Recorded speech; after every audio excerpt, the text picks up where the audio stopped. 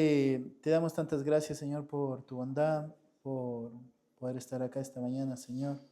Padre, te pedimos que seas tú usando la exposición de tu palabra acá y en el otro lugar para ir afirmando nuestros corazones y convicciones en cuanto a tu verdad, Señor.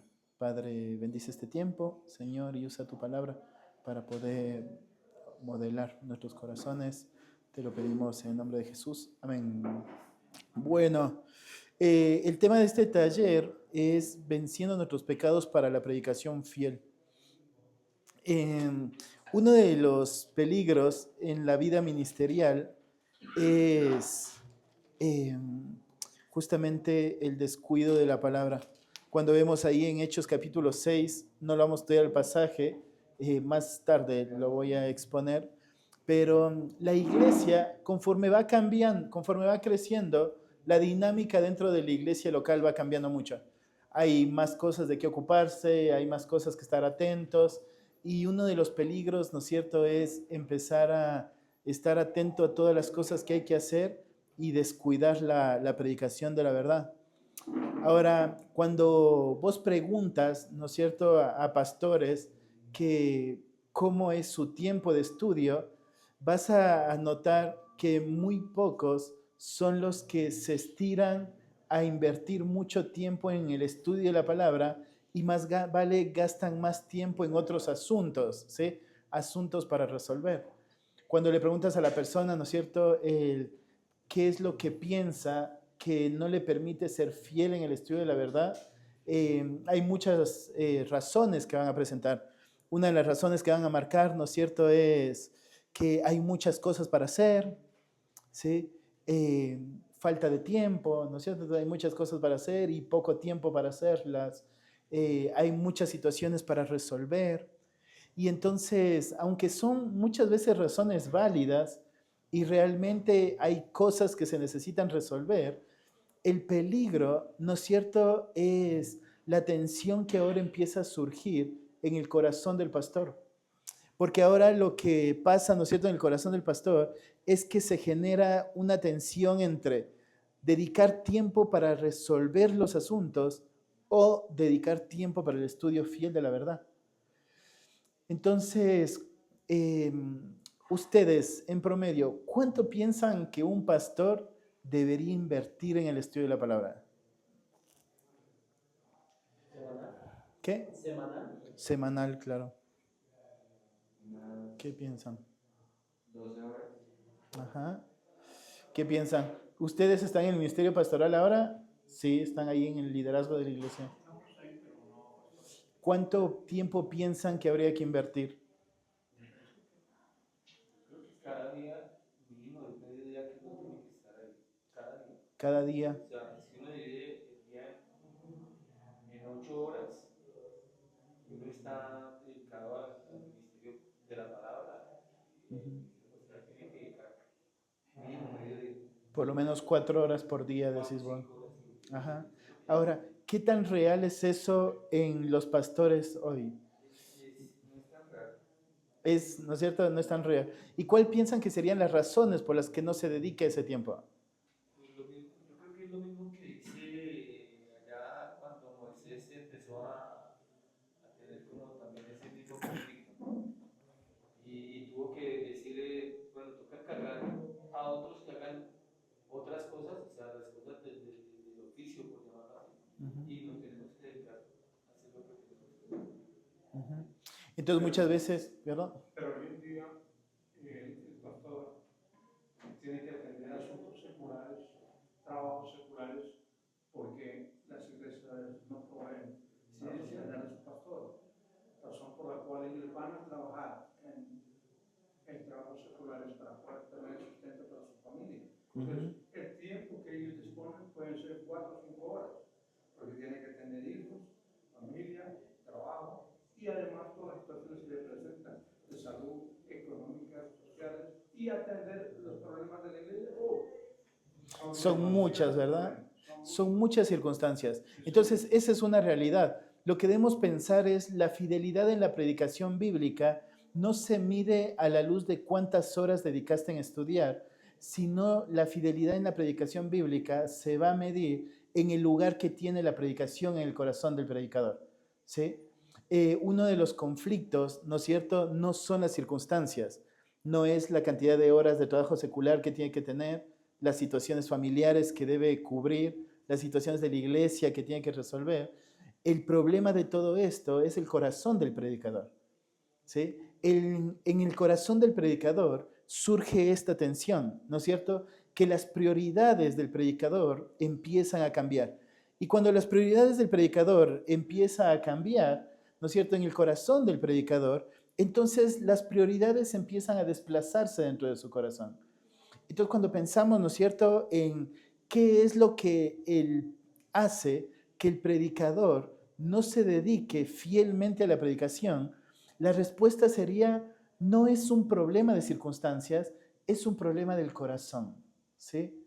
El problema está en el corazón del predicador. El problema, ¿no es cierto?, está en poder resolver esta pregunta. ¿Por qué para el predicador le es más fácil desplazar su estudio de la palabra para correr a suplir necesidades, para correr a resolver situaciones?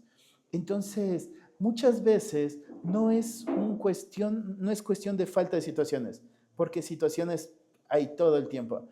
El problema es lo que sucede en el corazón del predicador, ¿sí? Entonces, cada vez que el predicador o el pastor, ¿no es cierto?, la persona que va a enseñar, tiene que sentarse a estudiar para poder ser fiel en la exposición de la verdad, hay una lucha en su corazón, porque hay muchas situaciones, como usted dice, alrededor sucediendo, y ahora el predicador va a tener que decidir qué es lo que va a ser efectivo para la iglesia local, ¿sí? Que él sea fiel estudiando y enseñando, o que él corra a resolver situaciones. Y para que esto se resuelva en el corazón, lo primero que el predicador, el pastor, tiene que resolver es qué es lo que pasa en el corazón, qué es lo que le motiva en el corazón para saber cómo resolver esta tensión. Entonces, lo primero que vamos a marcar acá es por qué necesito batallar contra el pecado para la predicación fiel. Muy pocas veces, ¿no es cierto?, logramos mirar en nuestro corazón esta tensión que existe entre dejar la palabra para salir a resolver. A veces más vale lo vemos como necesario, ¿no es cierto? Lo vemos como algo muy urgente, ¿sí? Y entonces eso nos lleva a tomar esa decisión justamente de dejar la verdad para poder salir a resolver. Entonces, cuando pasan esas situaciones, lo que uno debe hacer es aprender a parar y pensar, ¿no es cierto? ¿Qué está sucediendo en mi corazón en este momento? ¿Sí? ¿Por qué si sé que lo que necesita la iglesia es que yo estudie la verdad y enseñe la verdad? Quiero en este momento dejar de hacerlo para salir a hacer otras cosas que no tienen que ver con lo que me encargó el Señor, ¿sí? Vos pensá, vos tienes que salir a aconsejar, ¿sí? Pero tu consejería va a ser efectiva a la luz de tu tiempo con la verdad, porque la persona que vas a aconsejar necesita que le enseñes la verdad. Tu tiempo con tu familia va a ser efectivo a la medida de lo que pases tiempo con la verdad, porque tu familia lo que necesita es que sea pastoreada con la verdad. Tu vida personal va a ser efectiva a la medida del tiempo que pasas con la verdad, porque vos necesitas saber lo que Dios pide de vos y vivir esa verdad. Entonces dijimos, ¿no es cierto? El problema es que muchas veces tomamos decisiones a la luz de las circunstancias, sin considerar lo que está pasando en nuestro corazón. Entonces, la primera razón por la que necesito batallar es porque el pecado va a estorbar el ministerio fiel. El pecado fiel. El pecado va a estorbar el ministerio fiel. Cuando miras allí el Salmo 1 no fue escrito para pastores. El Salmo 1, ¿no es cierto?, está escrito para mostrar la bienaventuranza de lo que sucede con alguien que decide guardar la verdad. Entonces, cuando vos pensás, ¿no es cierto?, ¿qué es lo que va a hacer que mi ministerio sea efectivo? ¿Qué es lo que va a hacer que yo sea bendecido en la vida ministerial?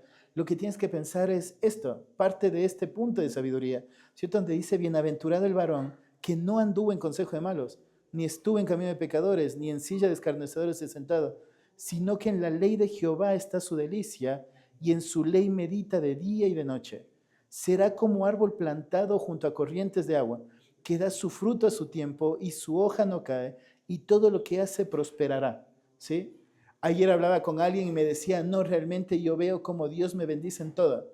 Y yo le decía, ¿qué lógica encuentras entre un corazón endurecido, ¿no es cierto?, y un hombre prosperado?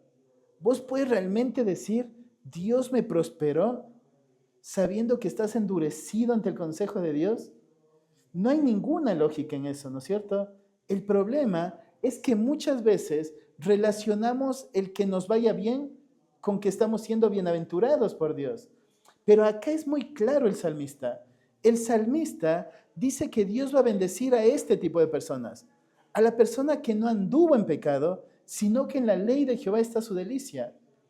El problema, ¿no es cierto?, es que ahora muchas veces estamos midiendo qué tan bien nos va en el ministerio por cuánta gente viene a la iglesia, ¿no es cierto? Con cuántos estás bien, menos problemas, no hay muchas situaciones para resolver, cada domingo hay gente nueva y entonces dicen, ¿no es cierto?, nos está yendo bien, ¿sí? Dinero está ingresando, las ofrendas se mantienen y entonces dicen, ¿no es cierto?, está bien el ministerio. Está Dios bendiciendo el ministerio. Pero acá lo que dice es que el hombre bendecido es el hombre que se deleita en la palabra de Dios. Entonces yo le decía a esta persona ayer, digo, mira, el Salmo 73 es muy claro, porque ves a Asaf, ¿no es cierto? No está siendo prosperado económicamente, no tiene prosperidad material, ¿sí? Y entonces Asaf empieza a luchar en su corazón, porque Asaf, ¿no es cierto?, empieza a decir, en vano he limpiado mis manos. Mira a aquellos, ¿no es cierto?, blasfeman contra Dios, hablan mal de Dios, no les importa pecar, y mira todo lo que tienen, ¿no es cierto? Más vale sus riquezas aumentan. Y Asaf se mira y dice, ¿y yo? ¿Sí? Arranca diciendo, ¿no es cierto?, Dios es bueno, arranca el Salmo diciendo. Y esa es la línea que dirige todo el Salmo. Y entonces llega un punto donde Asaf se cuestiona, ¿realmente Dios es bueno? ¿Con quién Dios es bueno? Y a veces cometemos ese error. Olvidamos, ¿no es cierto?, que un ministerio próspero no es, ¿no es cierto?, no está medido a la luz de todo lo que te parece bien. Un ministerio próspero está medido a la luz del lugar que ocupa la verdad en el ministerio y cuánto surge como fruto de un hombre deleitándose en la verdad y una iglesia deleitándose en la verdad. Entonces el pecado va a estorbar en el ministerio fiel. El pecado va a ser lo que dice acá, no así los malos, ¿sí? Que son como el tamo que arrebata el viento. Por tanto, no se levantarán los malos en el día del juicio, ni los pecadores en la congregación de los justos, porque Jehová conoce el camino de los justos, mas la senda de los malos perecerá. Entonces, cuando vos preguntás, ¿no es cierto?, la forma y lo que veo del ministerio, ¿es fruto del deleite en la verdad o es fruto de cosas que estoy haciendo? Porque vos puedes hacer muchas cosas para que venga la gente a la iglesia, ¿no? Puedes hacer muchísimas cosas. Puedes hacer la iglesia mucho más atractiva. Una música que le agrade a más personas, a cierto grupo de gente, ¿no es cierto? Hacer más corto porque la gente el domingo quiere pasar en familia, tener más tiempos de distracción y de comunión, así la gente se queda más tranquila compartiendo con la iglesia. Puedes hacer muchas cosas y la gente puede venir, pero hay un problema grande, ¿sí? Que la verdadera bendición de Dios viene como resultado del deleite y la obediencia de la verdad. Del deleite y la obediencia de la verdad. Entonces, el pecado va a estorbar tu vida ministerial. El pecado, ¿no es cierto?, no te va a permitir deleitarte en la verdad, sino que vas a estar en el primer punto, ¿no es cierto?, en estos hombres que deciden andar en el camino de pecado, deciden sentarse en el camino de pecado, en silla de pecadores, ¿no es cierto? Entonces, muchas veces como predicadores olvidamos que es necesaria la santidad para la predicación fiel de la verdad, ¿sí? El pecado va a estorbar el ministerio. Y estorbar el ministerio no significa, ¿no es cierto?, que la iglesia se va a destruir. Es que tu vida se va a destruir. Es que tu efectividad se va a destruir. Porque vos puedes hacer mucho de lo que estás haciendo, pero no significa que vas a ser efectivo en lo que haces. Porque Dios no usa a instrumentos sucios. Dios demanda integridad. entonces el pecado va a estorbar el ministerio. El pecado tarde o temprano va a salir a la luz. Dios bendice al que se deleita, ¿sí?, en la verdad. Entonces, cuando, ¿no es cierto?, el pecado empieza a tomar lugar en el corazón del predicador, olvida la bendición que es poder tener esta tarea de enseñar la verdad. Empieza a volverse una carga cumplir con la tarea, empieza a haber queja en el corazón, empieza a cambiar sus prioridades. Un comentarista dice, cuando se descuida el corazón, comenzamos a dejar de lado la predicación para enfocarnos únicamente en la resolución de asuntos prácticos, ¿sí? Y eso es lo que pasa en el corazón. Cuando el afecto cambia en el corazón, ¿no es cierto?, empiezas a dejar de lado lo que da vitalidad. Dijimos ayer, ¿se acuerdan? Lo que da luz en la iglesia para disolver toda la oscuridad, para ocuparnos de los asuntos prácticos, para empezar a hacer, ¿no es cierto?, cosas que me son más fáciles hacer, que no exponen mi vida, que no requieren integridad según nosotros, y entonces el ministerio de la predicación termina afectado. ¿No es cierto? Muchos predicadores pueden vivir toda su vida en hipocresía fácil, ¿sí? Y tal vez hasta el día que mueren nadie supo de la forma en que vivió. Pero va a haber un día delante del Señor en que va a salir toda la luz, ¿no es cierto? Va a salir toda la luz. Y ese día es el día difícil, ¿no es cierto?, de saber que intentaste hacer mucho para Dios y su obra, pero el día que morís, ¿no es cierto?, tu lugar va a ser ahí, llorar y crujir de dientes. El pecado estorba el ministerio fiel. Cuando los hombres de Dios son diligentes en aquello que Dios les ha encomendado, la iglesia recibe abundante fruto por la gracia de Dios, porque esa es la verdadera bendición. La verdadera bendición nace, ¿no es cierto?, viene por medio de este creyente que se deleita en la verdad de Dios, que en la ley de Jehová está su delicia, que anda en la ley de Dios, y entonces todo lo que hace es prosperado, pero una prosperidad que viene por la obediencia a la verdad, ¿sí? No así el pecado. El pecado va a estorbar la fidelidad en tu ministerio. Va a estorbar la fidelidad en tu ministerio. Otra cosa que debemos tener en mente es que el pecado nos descalifica del ministerio. A veces vivimos muy poco conscientes del daño que el pecado puede traer a nuestra vida. Y a veces hay pecados que nos permitimos, ¿verdad? ¿Qué pecados piensan que hoy se descuida y que no confrontamos seguidamente? Pecados que muchas veces nos permitimos en el ministerio y que nadie se acerca a llamarte la atención, que muchas veces se han vuelto, ¿no es cierto?, aún como hábitos, como naturales en la vida del predicador. ¿Qué pecados se les viene a la mente? De pronto la codicia. La codicia. Es un pecado que queda oculto, ¿no? Que lo sabes vos y tu corazón y Dios. ¿Sí? Este hombre, ¿no es cierto?, que está saludando a toda la gente, pero está codiciando en su corazón. ¿Sí? Nadie más lo sabe, solo vos y Dios. La codicia. ¿Sí? ¿Qué otro pecado piensan que se permite muchas veces el pastor en su corazón? De pronto la pereza. La pereza es uno de los que vamos a tratar. Sí, la pereza. Ujú. Sí, sí, sí. ¿Qué otro? La lujuria. La lujuria. Sí. Y la lujuria es algo que se puede ocultar mucho, ¿no? Sí. Hasta que no se exponga, nadie sabe lo que está pasando. Solo vos y Dios saben lo que ves. Solo vos y Dios saben lo que haces. Solo vos y Dios saben todas tus caídas. Porque te vuelves astuto en ocultarlo, ¿sí? Y no solo en ocultarlo, sino que te vuelves astuto, ¿no es cierto?, en calmar tu conciencia al punto de, ¿no es cierto?, poder seguirte parando con una autoridad que vos crees tener y enseñar la verdad contra el lujurioso.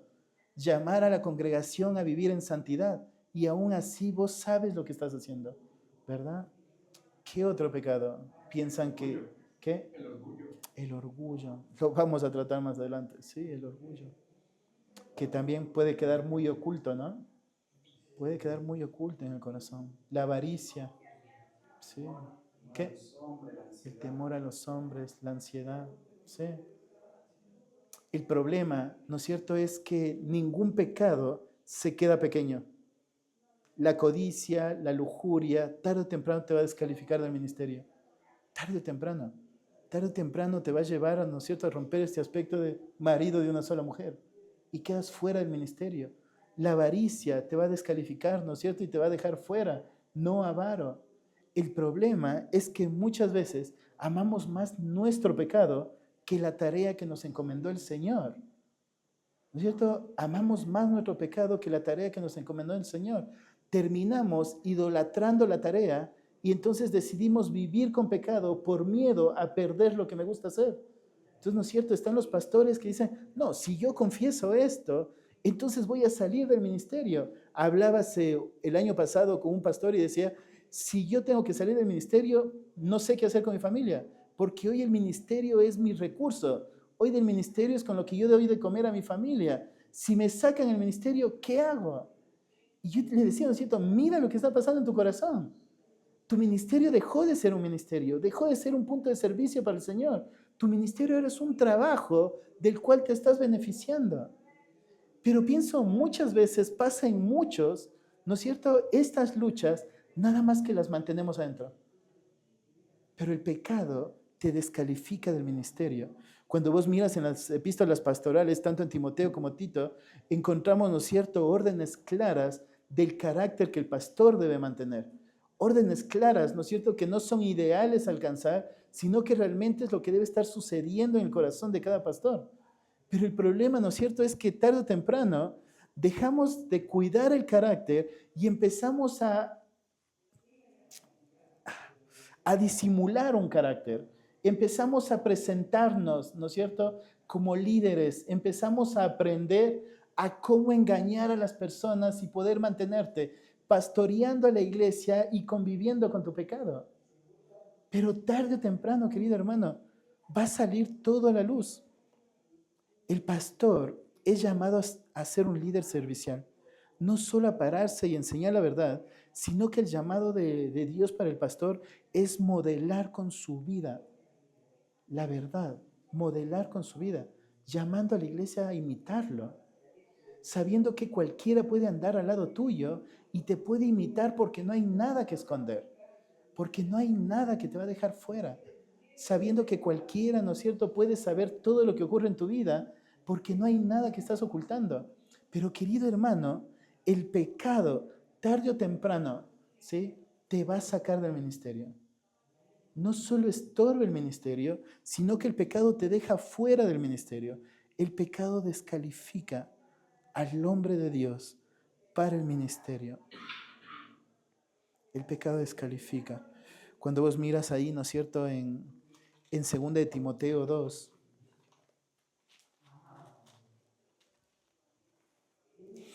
dice, pero en una casa grande, vamos desde un poquito más atrás. La orden, ¿no es cierto?, en el versículo 15 es procura con diligencia presentarte a Dios aprobado como obrero que no tiene de qué avergonzarse, que usa bien la palabra de verdad, ¿sí? Esa es la orden de Pablo a Timoteo, procura presentarte a Dios aprobado, ¿sí? ¿Qué es lo que hace a Dios, a Timoteo, un hombre aprobado? ¿Sí? Un obrero dice que no tiene de qué avergonzarse, que sabe trazar, sabe marcar, ¿no es cierto?, sabe enseñar y modelar bien la palabra de verdad. Ahora, lo que sigue, ¿no es cierto?, es evita profanas y vanas palabrerías que conducirán más y más a la impiedad. Dice, y su palabra carcomerá como gangrena, de las cuales son Himeneo y Fileto, que se desviaron de la verdad, diciendo que la resurrección ya se efectuó y trastornan la fe. Pero el fundamento de Dios está firme, escuchad, teniendo este sello. Conoce el Señor a los que son suyos y apártese de iniquidad todo aquel que invoque el nombre de Cristo. ¿Sí? Dice, este es el fundamento firme. ¿Cuál? El Señor conoce a los que son suyos. ¿Sí? El Señor conoce a los que son suyos, pero no solo eso. Apártese de iniquidad todo aquel que invoque el nombre de Cristo. Pero en una casa grande, no solamente hay utensilios de oro y de plata, sino también de madera y de barro, Unos son para usos honrosos y otros para usos viles. Así que, si alguno se limpia de estas cosas, será instrumento para honra, santificado, útil al Señor y dispuesto para toda buena obra. Entonces lo que debemos pensar, ¿no es cierto? Lo que te hace efectivo en tu predicación, querido hermano, no es cuánto sabes esconder el pecado y cuán astuto te vuelves en disimularlo.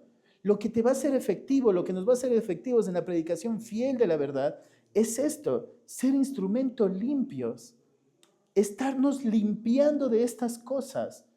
Eso, el estarnos limpiando, dice Pablo, es lo que hará, ¿no es cierto?, que sea un instrumento de honra. Es lo que hará, ¿no es cierto?, que sea un instrumento, dice, santificado, útil al Señor. Entonces, querido hermano, ¿qué es lo que te hace útil? Lo que te hace útil no es tu capacidad para enseñar. Si bien es parte del carácter, tiene que saber enseñar el predicador, el pastor, ¿sí? Lo que te hace útil no es tu habilidad para liderar. Lo que te hace útil, ¿no es cierto?, no es tu capacidad de administrar las personas y los recursos que Dios va dando. Lo que te hace útil es andar en santidad. Porque caso contrario, al no ser un instrumento útil, santificado, limpio para el Señor, entonces la prosperidad que veas en la obra evidentemente no está viniendo del verdadero lugar. ¿Sí? Lo que te va a ser útil en la obra es, ¿no es cierto?, ser santo. El pecado te descalifica. Toda verdad predicada por la boca de un hombre que no anda en integridad va tarde o temprano a ser desacreditada. Dígame, hermano. Sí, yo agregaría ahí que para tener un corazón limpio y puro, en Proverbios 24 algo nos dice, sobre toda cosa guardada, guarda tu corazón, porque de él mana la vida. Un pastor debe tener un corazón dispuesto a eso, a tenerlo limpio. Y para tener un corazón bien limpio, tengo que también basarme, fundamentarme en principios y valores. Un pastor con esos principios y valores tiene que trabajar mucho en el carácter, en los criterios y la autoridad, lo que hablaba hoy, esta mañana, todo, Josué. la autoridad. Porque si de todos esos elementos, de toda esa base, digamos, bíblica, tiene un pastor puede estar, digo, un poco tranquilo, porque está trabajando sobre eso, y sobre todo su corazón. Cuando yo veo un pastor que emana o que destella algo de eso, yo sigo eso es enseñanza. Usted decía, bueno, no es tan importante el trabajo secular y todo eso, hay que mirar la prioridad en el corazón y lo que Dios demanda de cada siervo, porque Dios lo respalda a un siervo. Y sí. Y decía un pastor, mientras tu pastor esté predicando, debes estar también orando por él, para que el Espíritu Santo le dé el denudo, la seguridad para hablar con claridad con usted. Sí. Entonces, es importante lo que usted acaba de decir. El pecado es una cadena, versus la verdad y versus la autoridad que tenga el pastor. Claro. Lo que habría que ahí arreglar un poco sería, el pecado no es una carga para el creyente, el pecado es un cáncer para el creyente. El pecado en el verdadero creyente no debe permanecer. Por eso la orden de Pablo es límpiate. El que se limpia de estas cosas va a ser útil. El problema en la actualidad, querido hermano, es que para muchos predicadores, muchas veces incluyéndome yo, la lucha que tengo, no soy pastor en la iglesia de San Justo, soy un hermano miembro de la iglesia de San Justo, y una de las luchas grandes es, ¿no es cierto?, que es más fácil decidir, yo ya le dije a Dios, que decirle a mi hermano esto está pasando. Hablamos con un hermano antes que arranque la reunión y le decía, porque en la mente está esta lucha. Si alguien sabe con lo que estoy luchando, la mentira es pierdo autoridad. Si alguien supiera con lo que estoy luchando, la mentira es, ¿no es cierto?, ¿qué van a decir de mí? Pero lo que debemos pensar es, ¿no es cierto?, lo que te va a sacar del ministerio es tu vida de pecado. Lo que te va a mantener en el ministerio es tu vida de integridad. La integridad. Justo tenía anotado acá, Dios no demanda perfección del predicador, porque eso va a suceder el día que estemos en Cristo, ¿no es cierto?, en la presencia de Él. Pero Dios demanda lo que dice acá, un instrumento limpio, un instrumento íntegro, un hombre, como decía Josué en la predicación, un hombre que reconoce sus debilidades, un hombre que reconoce quién es Él y que sabe reconocer que lo que necesita es Cristo, que lo que necesita es que Dios lo siga limpiando y que Él está siendo efectivo en hacer la tarea. Pero el problema, ¿no es cierto?, es que muchos predicadores piensan que confesar la lucha o confesar la caída es lo que me saca del ministerio. Pero lo que nos va a sacar del ministerio es mantener el pecado. Por eso decía, el pecado es un cáncer en la vida del creyente. Un cáncer que si vos no lo sacas, tarde o temprano va a gobernar más. Y no va a haber un momento donde no lo vas a poder contener.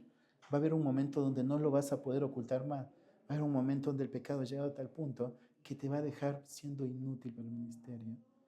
Entonces, en corazón del predicador debe estar esto, ¿no es cierto?, esta lucha constante de poder limpiarse y ser un instrumento limpio para en integridad poder predicar la verdad. Porque lo que le va a dar autoridad a este pastor es que él esté viviendo la verdad que está predicando, que él se esté estirando a vivir la verdad que está predicando. Es lo que dice acá Pablo, ¿no es cierto? Ahora, el problema es, ¿no es cierto?, la palabra predicada de la boca de un hombre que anda en pecado oculto. Dios no lo va a permitir, no le va a ser efectivo. ¿Sí? Es lo que dice acá, no va a suceder. Si es que te limpias de estas cosas, entonces, dice, vas a ser útil y dispuesto para toda buena obra. Solo si es que te limpias de estas cosas. ¿Se entiende? Bien, pues, como seres humanos, tenemos a veces pecados ocultos. Un pastor predicaba Charles Stanley. Decía, hay pecados ocultos y hay cristianos que no los quieren exponer a Dios, si quieren, menos a un hombre. Entonces, eso de guardar un pecado y oculto no lo va a dejar a un siervo del Señor predicar con esa limpieza, con esa santidad, con esa claridad, porque ahí está atormentándolo. Digo yo, es una reflexión que hago. Un pecado puede estar atormentando al pastor. Siempre me refiero a Charles Stanley porque habla de esas cuestiones de cómo pararse en el púlpito, ¿sí? Y el púlpito, ¿quién se para en el púlpito? Pues el siervo de Dios. Por eso no llamamos culto, aquí en Colombia servicio, porque es el servicio, la adoración a Dios. Y para esa adoración, el Antiguo Testamento dice que tenía que estar bien purificado y bien vestido, con esos adornos todo, ¿sí? Ahora, nos sorprendería, querido hermano, la cantidad de predicadores que viven con pecado oculto. Nos sorprendería. El problema es que se piense que eso es normal, que se piense que es una posibilidad para el creyente mantener pecado sin confesar. Olvidando esto, ¿no es cierto?, de que el pecado tarde o temprano te va a dejar fuera de lo que el Señor te dio. El pecado te va a sacar del ministerio. Dijimos, ¿no es cierto?, el pecado estorba el ministerio fiel, el pecado te descalifica del ministerio y el pecado te roba el gozo del servicio. Cuando vos miras a David, ahí uno de los reyes, ¿no es cierto?, más conocidos del Antiguo Testamento, uno de los reyes que Dios usó en gran manera para expandir su reino, casi desde el límite de Mesopotamia hasta el límite con Egipto, fue su reino más extenso. Luego Salomón lo administró, pero fue Dios que usó a David para extender su reino. Sin embargo, lo que sucede en la vida de este rey, un rey que Dios usa, un rey a quien Dios llama un hombre conforme a su corazón, lo que sucede, ¿no es cierto?, en el corazón de este rey, es que el día que pecó, la lucha más grande en el corazón de este rey fue confesarlo. Este rey que Dios usó en todo su tiempo de reinado, es un rey que decidió matar a alguien para que su pecado no sea expuesto. Es un rey, ¿no es cierto?, que decidió hacer todo lo posible para que su pecado no sea puesto a la luz. Sin embargo, Dios un día manda a un hombre a hablar a este rey y decirle, ¿no es cierto?, tu pecado ha sido puesto delante de los ojos de Jehová. Y estas son las consecuencias. Pero la respuesta de este rey es lo que marcó la diferencia. Porque lo que este rey quería es que Dios sea conocido como justo. Entonces, cuando el pecado salió a la luz, él nos renegó. No le ves a un hombre, ¿no es cierto?, diciendo, pero ¿por qué me vienen a hablar ahora? Ya han pasado muchos años desde que sucedió eso. ¿Sí? ¿Por qué no me dijeron cuando sabían que estaba ocultándolo? ¿Te parece bien, después de que ya esté ella viviendo conmigo, venirme a decir del pecado que cometí? David no hizo eso. David lo aceptó. Reconoció que Dios es el justo y estuvo dispuesto a recibir todo lo que Dios le iba a dar a causa de ese pecado. Pero cuando miras el Salmo 51, sí hay algo que ocurrió en el corazón de David. David había, perdón, pero David declara que había perdido el gozo, ¿sí? El gozo de la salvación. Entonces vos decís, ¿no es cierto? ¿El predicador puede pararse y seguir haciendo cosas? Sí, puede hacerlo, porque la conciencia es enseñable. Vos le enseñas a tu conciencia, ¿sí? Y vos puedes enseñarle a tu conciencia que está bien tener a una Betsabé ahí oculta y seguir juzgando al pueblo de parte de Dios. Y tu conciencia tarde o temprano va a decir, sí, está bien, ya lo hemos hecho varias veces, ¿sí? Entonces ya no hay por qué sentir culpa. Le enseñamos a la conciencia, le enseñamos mal a la conciencia. Por eso Pablo llama a Timoteo a que cuide y guarde la buena conciencia, ¿sí? Podemos enseñar a la conciencia, podemos mantener el pecado y oculto y seguir predicando la verdad y seguir llamando a la iglesia a obedecer la verdad. Sí podemos, pero va a haber un día, ¿no es cierto?, donde quede expuesto. Y hay cosas que suceden en el corazón que capaz no nos damos cuenta. Y una de estas cosas es esto que le pasó a David, el gozo de ser rey, ¿no es cierto? El gozo de haber sido escogido por Dios para servirle a Dios. Entonces, ¿no es cierto? Es este predicador que ahora se vuelve amargado en el ministerio. Este predicador que ahora se para a predicar porque tiene que predicar. Este predicador, ¿no es cierto?, que ahora empieza a ver con carga cuando un día estaba contento de que Dios le haya tenido por fiel poniéndolo en el ministerio. Este, ¿no es cierto?, predicador que ahora ha cambiado sus afectos. Sus afectos ya no están hacia Dios, sino sus afectos están hacia sí mismo. Entonces el pecado le roba el gozo al predicador. Entonces, cuando vos pensás, ¿no es cierto?, ¿qué es lo que necesitamos hacer para poder mantenernos fieles, poder mantenernos en la predicación bíblica fiel? Lo que tenemos que pensar es recordar que el pecado es un cáncer, que el pecado es tu enemigo grande, que el pecado en tu corazón va a descalificarte del ministerio, te va a estorbar en el ministerio, te va a robar el gozo del ministerio.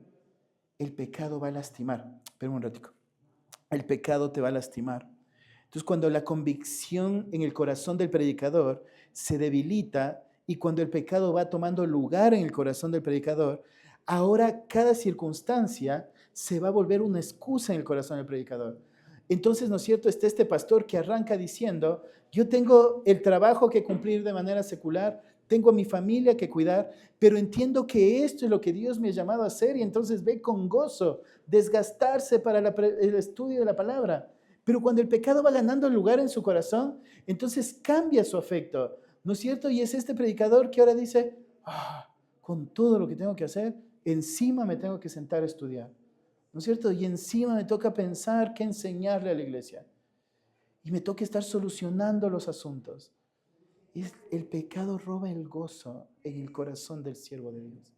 Roba el gozo porque el pecado cambia tu teología, el pecado cambia tus afectos, ¿sí? Tu afecto ya no está hacia Dios, tu afecto está hacia ti mismo, porque no podemos amarnos a nosotros mismos y a Dios a la vez. Entonces el pecado es un gran cáncer. Ahora, teniendo esto en mente, ¿no es cierto?, lo que el pecado te quita el gozo, el pecado te descalifica el ministerio, el pecado te estorba en el ministerio, quiero traer a tu mente dos pecados, ¿sí?, que son, yo pienso, de los que ustedes ya dijeron, que ocupan un gran lugar en el corazón del predicador. Tres pecados. El primero, el temor a los hombres. Cuando hablamos, ¿no es cierto?, del temor a los hombres, es esta lucha constante que surge en el corazón. Cuando nuestro corazón busca de manera casi como natural, ¿sí?, buscar la aprobación de las personas. Cuando vos, ¿no es cierto?, estás predicando y estás mirando a las personas pendiente de cómo están respondiendo a lo que le estás enseñando. Cuando vos estás predicando, ¿no es cierto?, y esperas el final de tu prédica para ver qué es lo que las personas dicen de lo que enseñaste. Cuando vos estás decidiendo qué estudiar, ¿no es cierto?, y estás pensando, ¿qué van a decir si yo les predico esto? Estás pensando, ¿cómo van a reaccionar si les digo el otro? Estás pensando, ¿no es cierto?, ¿será que necesito enseñar esto? O mejor lo dejo de lado y paso al siguiente punto. Es, ¿no es cierto?, cuando lo que está gobernando tu predicación es lo que la gente va a decir de lo que vos dices, en lugar de lo que Dios piensa de lo que vos dices. Es cuando estás poniendo, ¿no es cierto?, la voz de las personas como autoridad final de la verdad predicada. El temor a los hombres, ¿no es cierto?, es esta tensión donde estás todo el tiempo luchando entre agradar a Dios o agradar a las personas.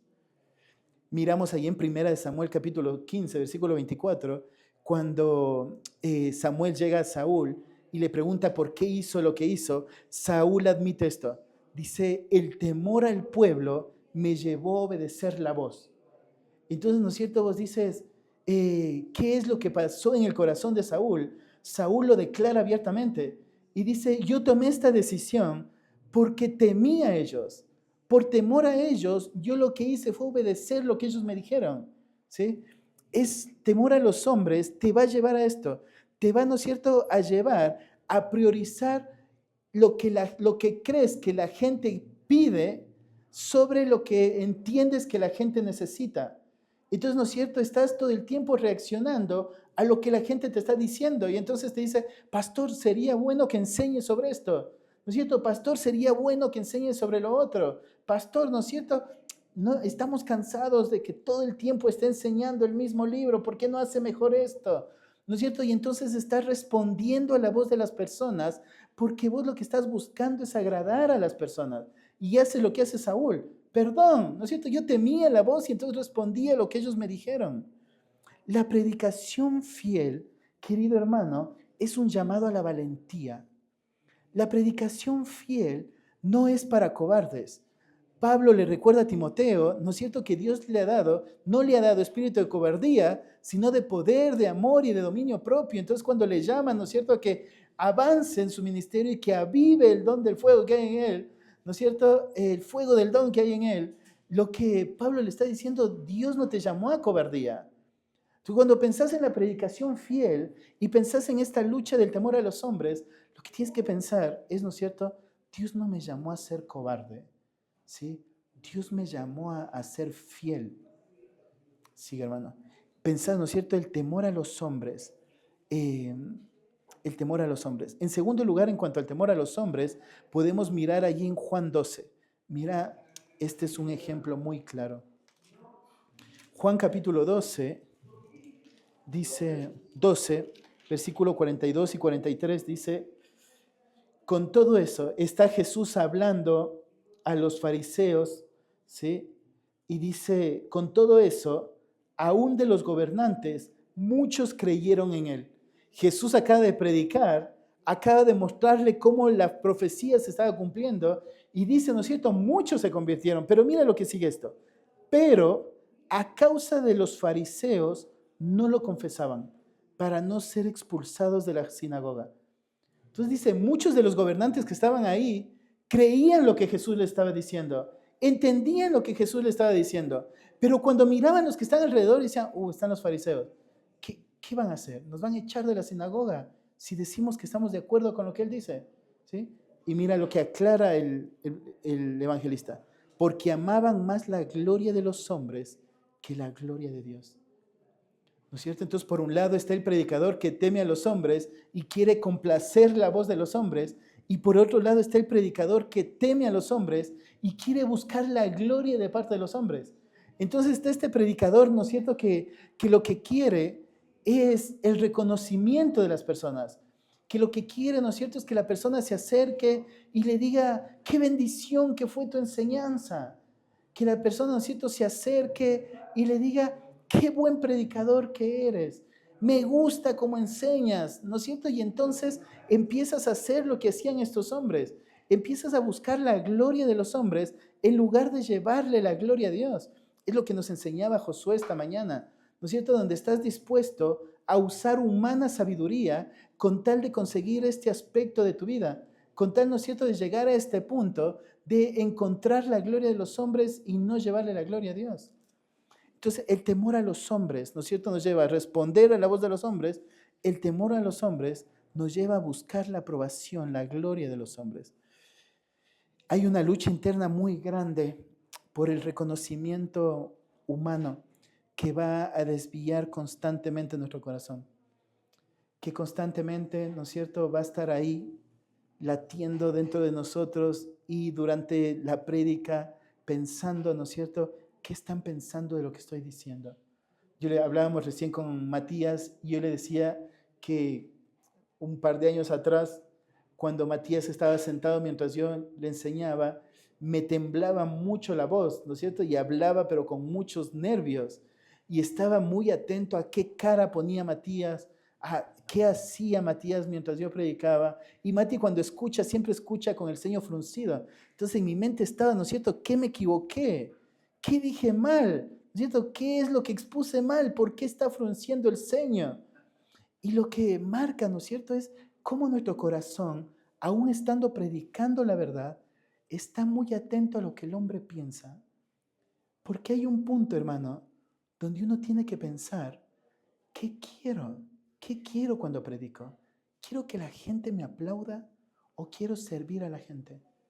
¿Quiero que yo sea glorificado o quiero llevarle la gloria a Dios por cómo obra su verdad? Pero el temor a los hombres es una lucha muy grande. Hay un texto, perdón, hay un texto en Segunda de Corintios que es muy, yo diría que es muy fuerte. Sí, Que es Segunda de Corintios 4, 7, si no estoy mal. sí. Si me equivoco, no, perdón, no. Dice que nosotros estamos de parte de Dios y delante de Dios. Ujú, ¿Sí sí. es el Segunda de Corintios? No lo busqué, yo me vine a Gálatas, que es un texto. Ese texto es, para mí es muy fuerte porque uno está primeramente delante del Señor cuando va a predicar, entonces,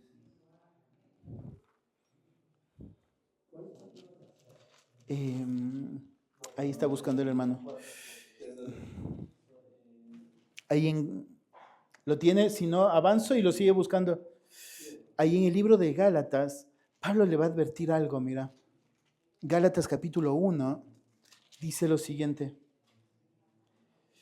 Dice, pues, Pablo les está exhortando a los Gálatas porque ellos, ¿no es cierto?, han decidido diluir o empezar, ¿no es cierto?, a cambiar el evangelio que han escuchado de Pablo. Estaban judaizando ahí en la iglesia de los Gálatas. Entonces Pablo dice acá, ¿no es cierto?, no que haya otros, sino que hay algunos que os perturban y quieren pervertir el evangelio de Cristo. Pero cuando va terminando ese párrafo dice, pues busco ahora el favor de los hombres o el de Dios, o trato de agradar a los hombres. Y mira lo que dice, pues si todavía agradara a los hombres, no serías siervo de Cristo. Entonces, en la vida cristiana nunca hay áreas grises. Ahora, mi hermano, en la vida cristiana vos tienes que decidir, o servís a los hombres, ¿no es cierto?, y buscás el agrado de Él, o servís a los hombres buscando servir a Cristo. Entonces, cuando vos pensás, ¿no es cierto?, en la lucha contra el temor a los hombres, lo que debes tener en mente es, en ese momento, está en juego tu identidad delante de Dios. En ese momento, estás decidiendo si ser siervo de los hombres o ser siervo de Cristo. Pero no podemos ser las dos cosas a la vez. O predico para agradar a Dios o predico para agradar a los hombres. Pero no puedo decidir en mi corazón quedar bien con los dos. Entonces, cuando pensamos en el temor a los hombres, dijimos lo primero, ¿no es cierto? El temor a los hombres me va a llevar a responder a la voz de los hombres en lugar de la predicación fiel. El temor a los hombres me va a llevar a buscar el reconocimiento, la gloria de los hombres, en lugar de buscar glorificar a Dios con la predicación fiel.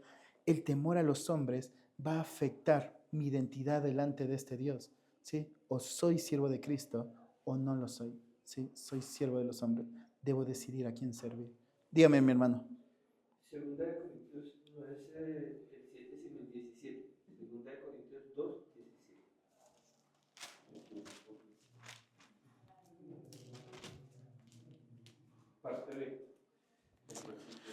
Pues no somos como muchos que medramos la palabra, sino que con sinceridad, como de parte de Dios y delante de Dios, hablamos en Cristo. Sí, sí, sí, sí. Entonces, eh, Y es que es muy sutil. El ego del ser humano y el ego del pastor es muy sutil.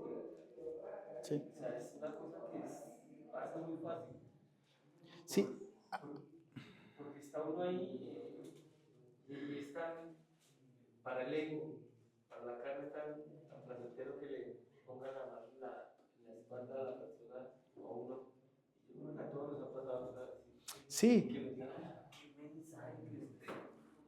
es una lucha real el temor a los hombres. El problema grande es no reconocerlo. El problema grande es saber lo que ocurrió en tu corazón cuando te dieron la palmadita y pensar, me lo merezco. Es verdad, valió la pena tantas horas de estudio, ¿no es cierto? Valió la pena que trasnoché ayer, valió la pena haberme quedado hasta tal hora estudiando, valió la pena. Esta palmadita hizo que valga la pena. Y eso sucede en el corazón, Ahora ¿sí? yo hago una pregunta. Bueno, usted dijo que no era pastor, ¿verdad? Ajá. Pero ha tenido experiencia de tratar a muchos pastores y porque este es su ejercicio. ¿Hace cuánto hace este trabajo? Perdón? ¿Qué trabajo? Trabajan con, entre comillas, ¿no? Esto de estar enseñándole a más pastores, a más líderes. No, pienso, el Señor me ha ido dando lugar en el ministerio como a todos por su gracia y mi pastor me ha ido dando cada vez más lugar en la enseñanza. Pero estos últimos años, ponerle 5 años, 6 años, Viene haciendo. Y sí, por favor, no me va a sacar de contexto cuando digo trabajo. sí, sí, sí. Sí. Entonces, digamos que ese tema de vivir eso, todos los pastores lo hemos vivido. O sea, no, yo no creo que no haya ninguno, bueno, estoy señalando también mucho. Es No real. podrá haber ese No, sector. podemos decir con toda autoridad, no hay ninguno. La razón por la que podemos decir eso es porque el pecado del hombre no ha sido, en el corazón del hombre no ha sido erradicado, ¿sí? No ha sido erradicado. El corazón del viejo hombre, ¿no es cierto?, vivía para su gloria. El viejo hombre vivía para amor a sí mismo. Entonces constantemente estamos en la lucha con los hábitos del viejo hombre. ¿Sí? Con no dar lugar a los hábitos, a los deseos del viejo hombre. Todo el tiempo estamos luchando con eso. Como le decía hace rato, el peligro, querido hermano, es que racionalicemos el pecado de esta manera, pensando, todos lo hemos luchado. Y es normal. Es normal. O tal vez no decimos es normal, pero no estamos dispuestos a reconocer y hablarlo con alguien y decir, ¿no es cierto? ¿Sabes que cuando terminó la enseñanza, y un hermano se me acercó a decir esto, yo me sentí en el derecho de aceptarlo? Yo me sentí, ¿no es cierto?, en el derecho de decir, como les decía hace rato, qué bueno, valió la pena tanto estudio. Decidí robarme la gloria de Dios. Si Lutero lo decía que el problema no es que las palomas vuelen sobre la cabeza, sino que se anillan en la cabeza. Sí. Entonces, dijimos, ¿no es cierto?, el problema es el pecado te quita el gozo, y eso te das cuenta, ¿no es cierto?, cuando pasaste toda una noche estudiando, terminas la prédica, y un hermano se te acerca y dice, pastor, ¿sabe que no entendí el último punto? ¿Pero cómo? ¿No es cierto? O sea, es la semana que más horas he gastado, y vos te me acercás a decir que no entendiste lo que hablé, porque el pecado te roba el gozo. Cuando te acostumbras a que lo que venga es la palmadita y piensas que ahora es tu derecho por las horas invertidas, porque hablaste lo que pensaste que les iba a gustar, porque hablaste un texto que pensaste que iba a ser bueno y útil para ellos, y ahora vienen y te dicen, la verdad que no te entendí. Entonces el pecado te roba el gozo. Y pensar, ¿por qué Dios permite que ese hermano venga y le diga eso? No entendí Sí, ese punto. dice, ¿Qué hay, pero qué ¿sabes hay, cuál qué es es? lo que uno tiene que hacer en tu corazón? ¿Y qué sucede normalmente? No te das cuenta y dices, no, esto es temor a los hombres. Lo que dices es, ¿no es cierto?, enojo, ira, queja, porque el pecado estorba tu ministerio, el pecado te roba gozo al ministerio. ¿Sí? Pero no somos capaces de aceptar, ¿no es cierto?, y de ir a un hermano y decirle, esto está pasando en mi corazón, esto está pasando, y me doy cuenta que constantemente está sucediendo. Por eso, ahora te atiendo. Por eso una de las preguntas dice, ¿en qué circunstancias puedes identificar que el temor a los hombres te ha desviado de ser fiel en la predicación bíblica? ¿En qué circunstancias? Yo le comentaba ayer a Irra que hace un tiempo atrás hubo una reunión ahí en Buenos Aires con familias que hacen escuela en casa y le habían invitado a Matías a predicar.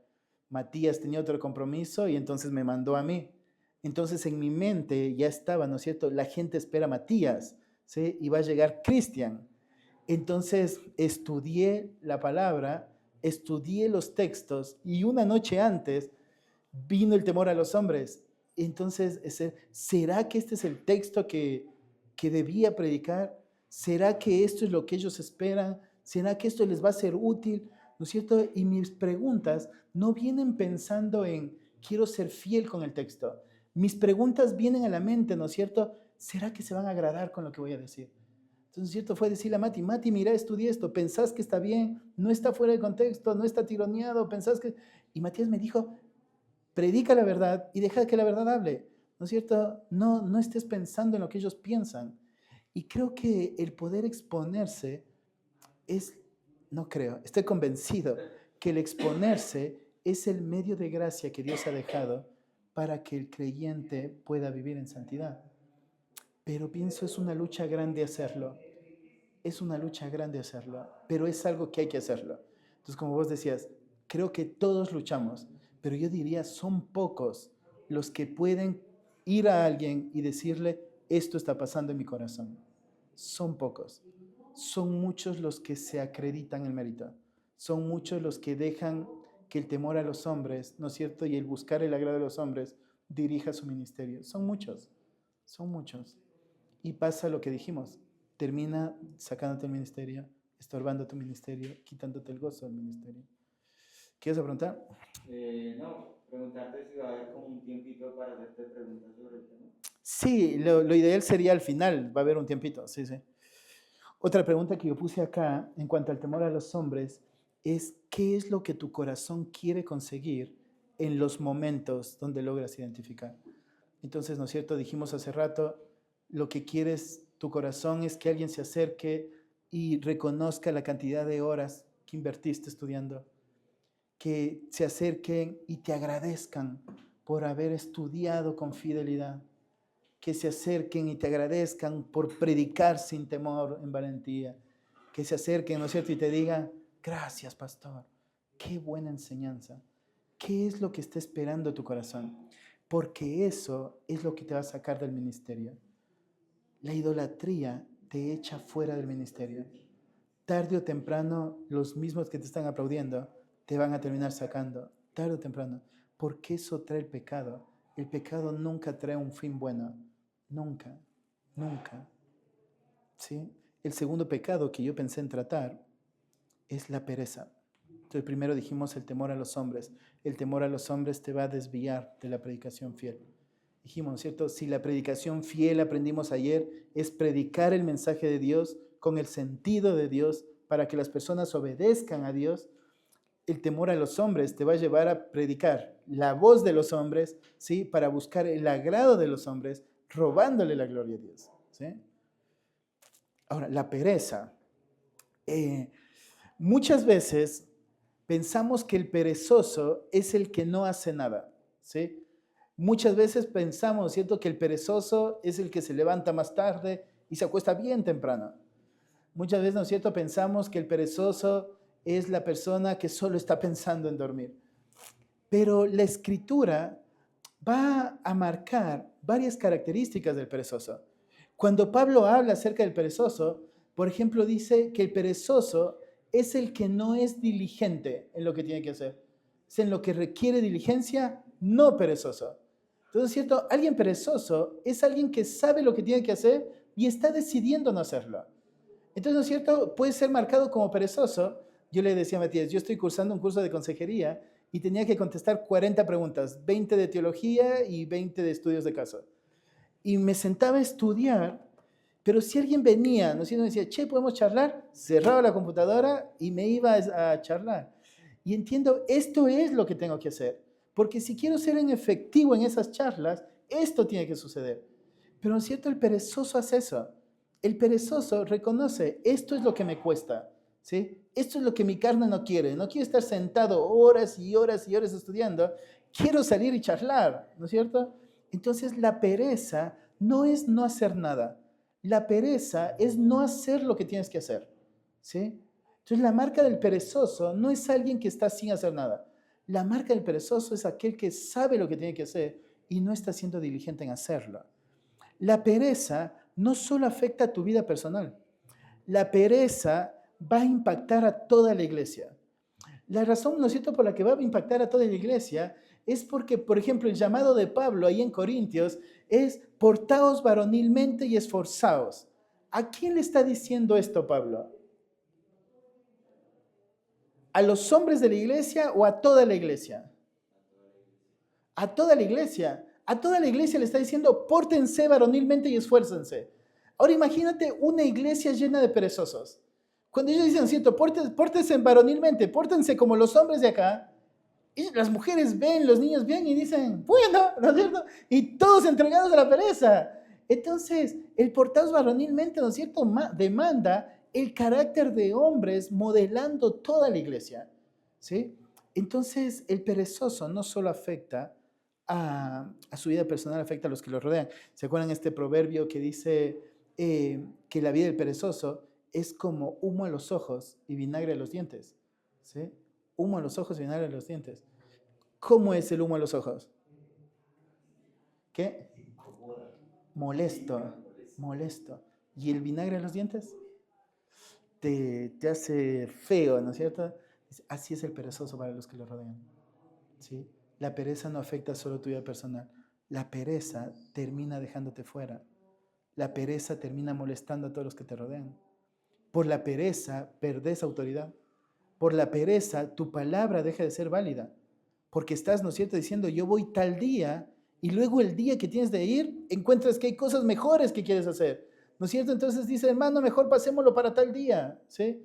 Pero no, mejor hagámoslo tal día, ¿no es cierto? O yo voy a hacer esto y después no lo haces. Es lo que requiere diligencia, no perezosa, ¿sí? La pereza es molesta para los que están alrededor. Cuando vos pensás en la pereza, tienes que pensar, es un pecado muy sutil en la vida de todos los creyentes. Es un pecado que casi nadie confronta, ¿sí? Es un pecado que poco a poco va ganando lugar y va enseñando al pastor que las cosas pueden seguir sucediendo aún siendo perezosos. Entonces vos miras, ¿no es cierto? El ministerio sigue avanzando, nadie se queja, ¿no es cierto? Las hermanas están haciendo lo que tienen que hacer, los niños están siendo enseñados, los hombres hacen lo que tienen que hacer, y entonces esa mentira te hace pensar, ¿no es cierto? Todo marcha bien, ¿sí? Todo marcha bien, entonces realmente no necesito ser tan esforzado. Si yo, ¿no es cierto?, preparo mi prédica el sábado a la mañana hasta la tarde, y luego voy el domingo y predico, está bien, porque mira, todo sigue funcionando. No es real que depende tanto de todo lo que yo enseño, ¿sí? Y es la mentira que nuestra mente empieza a creer, ¿no es cierto? Entonces, cuando estudiabas 4 horas por día, ¿cierto? Y predicas el domingo, y luego estudias, ¿no es cierto?, 1 hora por día, y vas y predicas el domingo. Luego estudias 4 horas solo el sábado, y vas y predicas el domingo, y dices, fue lo mismo, ¿no es cierto? Entonces, ¿para qué estudiar 4 horas por día si estudiando 4 horas el sábado, sucede lo mismo? Es el corazón del perezoso, ¿sí? Es el corazón del perezoso. Es un engaño sutil donde te hace pensar lo que importa es el resultado, ¿sí? Lo que importa es lo que la gente piense. Lo que importa es cómo la gente responda. La gente no conoce todo lo demás. La gente no sabe, ¿no es cierto?, si fueron 2 horas antes de venir al culto o fueron 12 horas en la semana. Porque lo que importa es el resultado, que la gente esté contenta, ¿no es cierto? El temor a los hombres. La pereza es un pecado muy sutil y te hace este engaño. Todo marcha bien, ¿sí? Todo marcha bien. En Proverbios 22:13 nos marca cómo la pereza nos lleva a un autoengaño. Es un versículo muy conocido. Proverbios 22:13 dice el perezoso, el león está afuera, seré como muerto en la calle, ¿sí? Esto es lo que hace la pereza, ¿no es cierto? Lo que hace la pereza es engañarte, ¿perdón? Encontrar una buena excusa, ¿no es cierto? Y decir, no, mejor hoy me quedo porque el pronóstico dice que en un par de horas va a llover. Entonces, no, si a la final me va a agarrar la lluvia en la calle, capaz que el hermano no está, mejor me quedo, ¿sí? O cuando decís, ¿no es cierto? No, pasa que ahora no puedo sentarme a estudiar. mejor me distraigo un poco porque mi mente está cargada de cosas y cuando esté más tranquilo estudio, ¿sí? Y luego al siguiente día lo mismo, al siguiente día lo mismo. Las excusas se vuelven la buena herramienta para el perezoso. Las excusas, ¿no es cierto?, van a ser lo que te ayude a quedar bien con las personas. Cuando te dicen, ¿no es cierto?, pero pastor, el otro día usted me dijo que venía, sí, hermana, pero sabe que no pude hacerlo y pasó tal, ¿no es cierto? Y a tu mente debe venir, el león está afuera. El león está afuera. Tenemos un hermano de nuestra iglesia, de mi grupito de rendición de cuenta, que cada vez que llueve sabemos que él no va a venir, ¿sí? Pero es así, marcado. Llueve, él no viene, ¿sí? Entonces yo le mando ese versículo. El león está afuera. Porque nuestro corazón es muy astuto y la pereza te lleva al engaño. La pereza no solo nos lleva al engaño, sino que la pereza te ocupa de muchas cosas. Entonces uno pensaría, ¿no es cierto? ¿Cómo puedo ser perezoso? Si mira, estoy limpiando las sillas, estoy limpiando el salón, estoy ordenando, abro la puerta, cierro la puerta, ¿no es cierto? Estoy comprando materiales, estoy imprimiendo materiales. Y es sí, pero tu tarea era predicar, ¿no es cierto? Entonces, el perezoso se ocupa de muchas cosas. Entonces, cuando vos pensás, ¿no es cierto?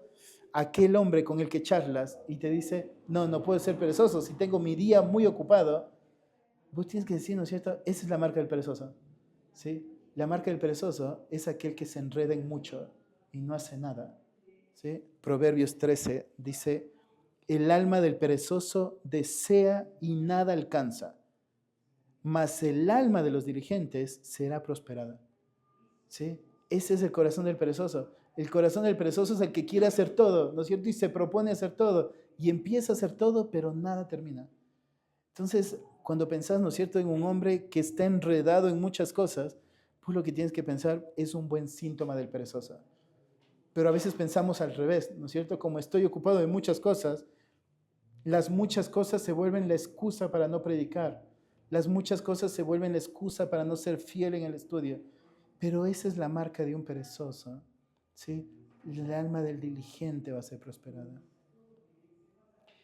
Ya dijimos, la pereza afecta a quienes nos rodean. Entonces, de la misma manera en Efesios, ¿no es cierto?, lo que Dios llama a hacer en cuanto a la pereza, veíamos ayer que Josué expuso el texto cuando dice, ¿no es cierto?, que redimamos bien el tiempo. Pablo da la orden, ¿no es cierto?, diciendo, andad como necios y no como sabios, redimiendo bien el tiempo. Esta palabra redimir, aprovechando, dice el pasaje, que en el original significaría redimir, ¿sí? Te da la idea de un tiempo que estás pagando para liberarlo, ¿sí? Lo mismo que la palabra redención.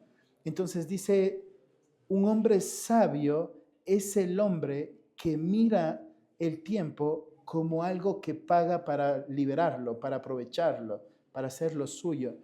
Pero por otro lado, también la palabra tiempo ahí en Efesios no significa tiempo de hora, tiempo de agenda, sino que significa tiempo de Dios, ¿sí?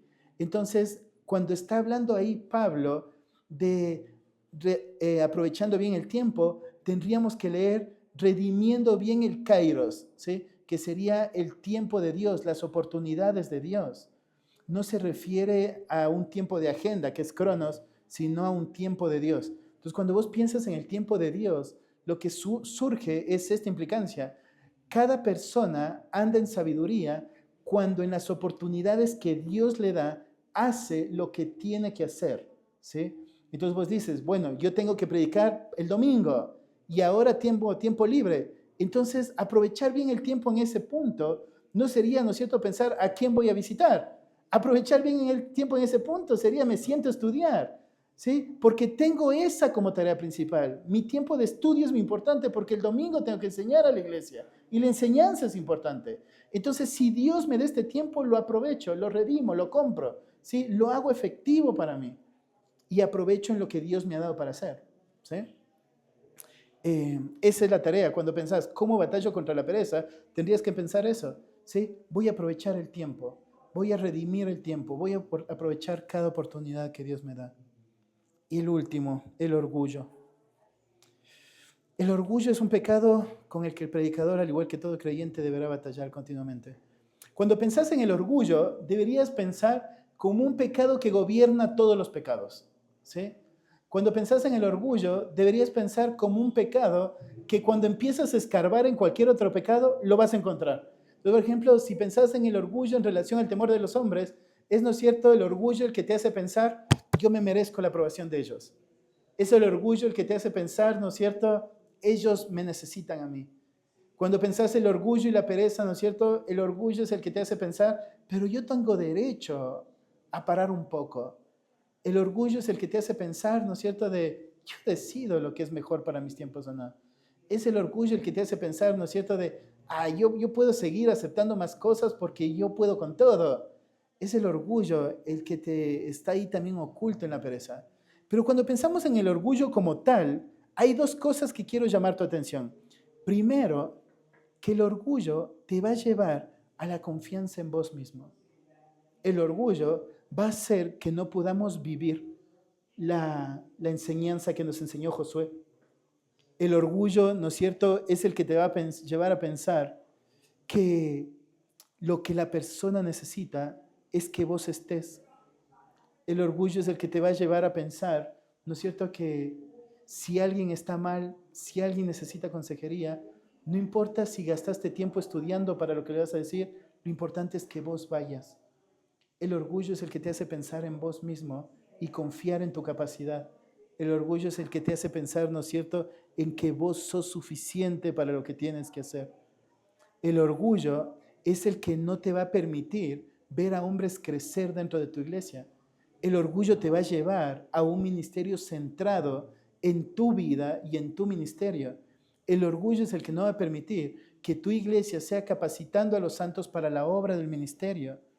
El orgullo, ¿no es cierto?, es un problema serio en el enseñador, porque va a querer abarcar todas las responsabilidades sin dejar que la vida de cuerpo viva de manera natural. El orgullo es lo que te va a llevar a un desgaste no bíblico. El orgullo es el que te va a llevar a involucrarte en muchas cosas en lugar de ser fiel con la predicación bíblica. Pablo, ¿no es cierto?, advierte con claridad en cuanto al orgullo. En 2 Corintios 4:5, Pablo nos dice, mira, dice, porque no nos predicamos a nosotros mismos, sino a Jesucristo como Señor y a nosotros como vuestros siervos, por amor de Jesús. ¿Sí? Pablo dice, el deseo de Pablo no es que los corintios conozcan quiénes son ellos. El deseo de Pablo no es predicarse a ellos mismos, ¿no es cierto?, y hablar de quién ellos son. El deseo de Pablo es predicar a Cristo. Pero el orgullo, ¿no es cierto?, te va a llevar a pensar que lo que tu iglesia necesita es a vos, no a lo que vos les vas a enseñar. El orgullo te va a llevar a pensar, ¿no es cierto?, que vos sos la clave para que el ministerio avance. El orgullo te va a llevar a pensar, ¿no es cierto?, que lo importante es que vos estés en tu ministerio, que vos estés mirando por todo lo demás, descuidando así la palabra de Dios. Entonces, cuando vos pensás, ¿no es cierto?, en pastores que dicen, hermano, pero debería crecer en el estudio de la verdad, te dice, pero ¿y quién se ocupa de todas las cosas? ¿Sí? Si yo no estoy, nadie más lo hace. ¿Han escuchado eso alguna vez? ¿Se te ha pasado por tu corazón alguna vez? Es el orgullo. Porque el orgullo te hace pensar, ¿no es cierto?, yo soy el ministerio. ¿Sí? El orgullo te hace pensar, yo tengo que estar ahí. Si yo no estoy, ¿quién más lo va a hacer? Es el orgullo lo que va a destruir la iglesia local. Porque no te va a permitir que cada hermano haga como Dios capacitó a la iglesia para que funcione. Proverbios advierte en cuanto al orgullo. Proverbios 16 dice, antes del quebrantamiento es la soberbia y antes de la caída la altivez de espíritu. Mejor es humillar el espíritu con los humildes que repartir despojo con los soberbios. Entonces cuando pensás, ¿no es cierto? Yo ayer hablaba con alguien y le decía, ¿sabes lo que le espera al soberbio? Y me decían, no, decía, la caída. Porque el soberbio lo que hace es enfrentarse cara a cara con Dios. Cuando vos miras Salmo capítulo 5 y empieza David a hablar acerca de aquellos que estaban murmurando de él y habla, ¿no es cierto?, acerca de aquellos que lo estaban persiguiendo y lo querían atacar, David entiende esto. Ellos son, ¿no es cierto?, personas soberbias, personas que siguen su propio consejo, personas que no tienen temor de enfrentarse a Dios. El soberbio tiene esta característica que no le importa lo que va a venir más adelante. Entonces, ¿no es cierto? Decíamos hace rato cómo un predicador puede vivir en pecado oculto y seguir haciendo su ministerio con cierta fidelidad. Esta es la respuesta, es su orgullo. No le importa lo que va a venir, no le importa lo que Dios dice. El orgullo le hace pensar, yo soy suficiente. ¿Sí? Entonces, en relación a esto, yo te hago una pregunta. ¿Es la predicación bíblica en tu vida ministerial? De la semana pasada a esta, ¿sí? ¿Cuánto tiempo gastaste en estudiar, no para el culto, para una consejería, para una charla con tus hijos, para una charla con tu esposa? ¿Cuánto tiempo pensaste en mi familia necesita el texto, no a Cristian? Mi iglesia necesita la palabra, no a Cristian. Mi discípulo necesita la verdad, no a Cristian. ¿Cuánto tiempo gastaste estudiando la verdad para todo lo que te dio Dios para hacer? Porque si no fue así y solo fuiste con tu consejo humano, lo que tienes que pensar es, hay un problema de orgullo en el corazón, donde piensas, ¿no es cierto?, con que vaya yo y le diga algo es suficiente. ¿Sí? Otra pregunta. ¿He dejado que el orgullo me lleve a tener un ministerio centrado en mí, llevándome a descuidar el estudio de la verdad? ¿Cuánto vienes descuidando el estudio? ¿Hace cuánto tiempo arrancó? ¿Cuánto tiempo, ¿no es cierto?, te vienes manteniendo con lo mejor posible, ¿no es cierto?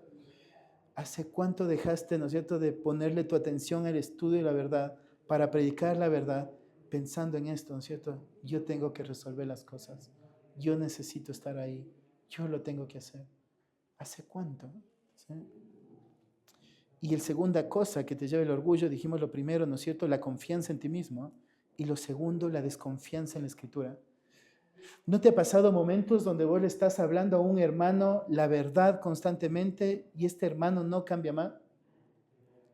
¿No te ha pasado, ¿no es cierto?, que estás aconsejando a alguien, le has dicho todo el consejo y luego sigue haciendo lo mismo? ¿No te pasa por la mente, ¿no es cierto?, esta pregunta, ¿qué más hago? ¿Qué más hago para que este hombre cambie? ¿Qué más hago para que la iglesia responda a lo que le estoy pidiendo? ¿Qué la iglesia no ve la necesidad? ¿Por qué no responde a la necesidad? ¿Qué más hago? ¿Sí? Esos pensamientos te llevan a pensar, ¿no es cierto? Tal vez la Biblia no es lo único que la gente necesita. Tal vez necesita otra cosa. Y te empiezas a volver más firme, ¿no es cierto? Entonces dices, capaz que lo que necesita es que yo le hable más fuerte al hermano. Así que le llamas al hermano y le vas a decir, ¿no es cierto?, con mucha más dureza la verdad. Porque piensas, ¿no es cierto?, si le digo duro, capaz que reacciona mejor. O empiezas, ¿no es cierto?, a llamarle al hermano y a amenazarle con la verdad, ¿no es cierto?, a manipularle con la verdad. Cuando decís, si vos no cambias, lo que te va a esperar es disciplina. Así que más vale que cambies. Cuando empiezas, ¿no es cierto?, a usar la verdad como vos quieres, porque está esta mentira de, creo que solo predicarle no es suficiente. Cuando empiezas a usar el púlpito para hablar tu sabiduría y para, ¿no es cierto?, castigar a tus hermanos por lo que no están haciendo que vos esperarías que ellos hagan. Cuando empiezas a usar el púlpito para quejarte de tus hermanos de lo poco que están sirviendo. Cuando empiezas, ¿no es cierto?, a retarles porque no están haciendo lo que tenían que hacer y llamándole la atención porque hay cosas sucias, porque tendrían que salir a predicar y nadie vino, ¿no es cierto? Y usas el púlpito, usas la palabra para dar tu consejo y para manipular a las personas. Cuando hacemos esto, lo que estamos pensando es, yo no confío en la Escritura.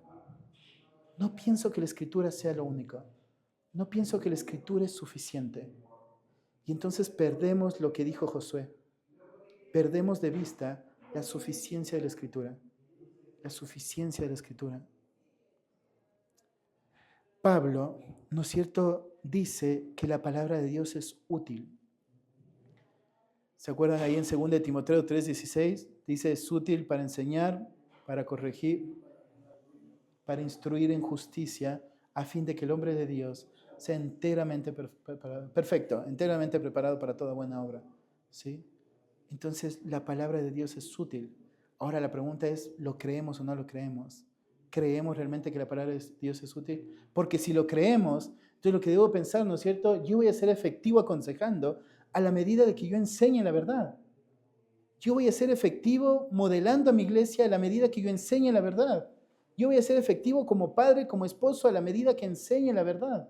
¿Sí? Pero si yo desconfío de la verdad, entonces voy a usar métodos humanos para producir lo que yo quiero producir. ¿Sí? Entonces la convicción de la suficiencia de las Escrituras debe impulsar al predicador a crecer en fidelidad. Ahora vamos avanzando. Consejos prácticos. 3 consejos te doy, 5 consejos, muy rápidos. Primero, confiésalo. ¿Sí? Confiésalo. ¿Qué es confesar? ¿Qué entienden por confesar? ¿Qué entienden? ¿Qué significaría confesar? Declarar mi pecado a otra persona Ajá. o a Dios. Claro. ¿Qué vas a decir? Sí, exponerlo a algún hermano o a Dios. Claro. No sería o a Dios, ¿no es cierto? Sería y a Dios. Y a Dios. Entonces, cuando vos expones a tu hermano, Primeramente a Dios. cuando expones a tu hermano, es el resultado de haber ido delante de Dios. ¿Sí? Pero la confesión bíblica no es solo la que va y cuenta.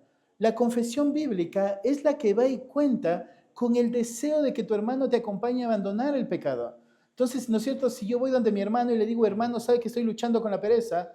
Y mi hermano dice, bueno, dime qué es lo que vas a hacer. Dime en qué áreas estás batallando. Digo, no, tampoco te estoy pidiendo que te metas en mi vida, solo te estoy contando lo que me está pasando. Entonces, ¿eso sería confesión? No, porque la confesión viene con la intención de abandonar el pecado, ¿sí? La confesión viene con la intención de poder ser acompañado en abandonar el pecado. La segunda cosa es arrepiéntete, ¿sí?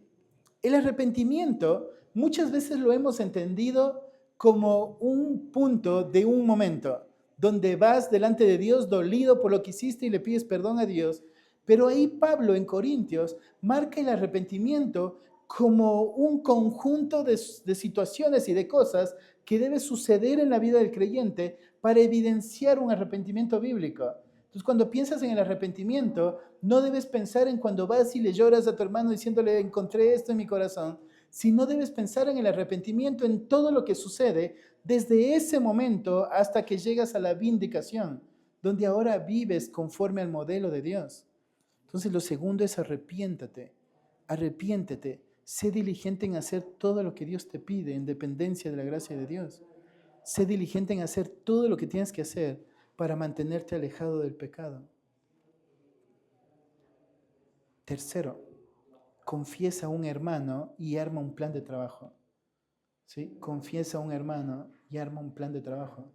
Entonces, lo primero, ¿no es cierto? La primera palabra, confesar, habla acerca, es un término judicial que se usa ahí en primera de Juan 1:9, donde lo que significa es ir ante el juez y reconocerte culpable por lo que has hecho. Entonces el juez te dice, eres un ladrón, y vos estás diciendo, sí, soy un ladrón. Eso es confesar, ¿sí? Admitir la culpa diciendo lo que sos. Entonces, confesar delante de Dios es decir de tu pecado lo que Dios dice de tu pecado y admitirte culpable por tu pecado. Pero confesar a tu hermano tiene otro término. La confesión a su hermano significa, viene acompañado, tiene la misma palabra de 1 Juan, pero tiene un ek antes, que sin esta partícula ek lo que muestra es, ¿no es cierto?, hacerlo hacia afuera. Entonces, es también admitir tu pecado, también significa reconocerte culpable, pero es reconocerlo hacia afuera. En el libro de Hechos dice que las personas cuando creían iban por las calles confesando su pecado. Esta palabra confesar, por ejemplo, lo usa la Septuaginta en griego cuando traduce el Antiguo Testamento como alguien que narra una historia. ¿Sí? Era el uso secular de esta palabra, alguien que narra. Entonces, cuando hablas, ¿no es cierto?, de confesar delante de Dios, es admitir tu culpa. Cuando hablas de confesar delante de un hermano, es mostrarle, contarle lo que pasó y admitir la culpa. Entonces, confiesa a tu hermano y armen un plan de trabajo. No te quedes solo con decirle lo que hiciste. Pedile ayuda, marquen pasos de cómo van a avanzar. Entonces, ¿no es cierto? Si la pereza es el problema, arma un plan de trabajo, arma una agenda clara donde vos puedes decirle, esto es lo que tengo que hacer. Me acuerdo cuando estaba con esto de consejería que les decía que no terminaba más, entonces Matías me llamó a la oficina, dijo, ¿cuándo piensas terminarlo? Yo le dije, 2 semanas. Entonces Matías me decía, estás todo un año sin terminar y quieres en 2 semanas terminar. Dije, sí, 2 semanas. Entonces, bueno, armemos un plan. Entonces, cada día vas, ¿no es cierto?, a hacer tantas preguntas. Cuando termina la semana me vas a decir si lo hiciste o no lo hiciste. Arma un plan de trabajo donde quede expuesto, ¿no es cierto?, de realmente quiero abandonar mi pecado o realmente no quiero abandonar mi pecado. Cuarto, ora. ¿Cuánto tiempo gastas en oración? Estás reconociendo quién eres y quién Dios es. Entonces, ora. Ora que el Señor te dé gracia y tenga misericordia para reconocer el pecado que está gobernando. Ora, ¿no es cierto? Y reconoce delante del Señor estos pecados que están estorbando para que seas fiel en la predicación de la verdad. Ora y reconoce delante del Señor si sabes el pecado que está ahí, pero has decidido mantenerlo oculto. Ora delante de Dios. Y lo tercero, lo último, quinto, estudia la verdad y predica la verdad. Entonces cuando pensamos, ¿no es cierto? Bueno, ¿y cómo hago todo esto? Es esta la clave. Te vas a sentar, ¿no es cierto? Y si dices, bueno, mi problema es la pereza. Sentate y estudia sobre la pereza. Mira lo que Dios dice sobre la pereza. Si es la ansiedad, mira lo que Dios dice sobre la ansiedad. Si es el orgullo, mira lo que Dios dice. Pero siéntate y estudia la verdad, porque es el único medio que Dios va a usar para renovar tu entendimiento. ¿Sí?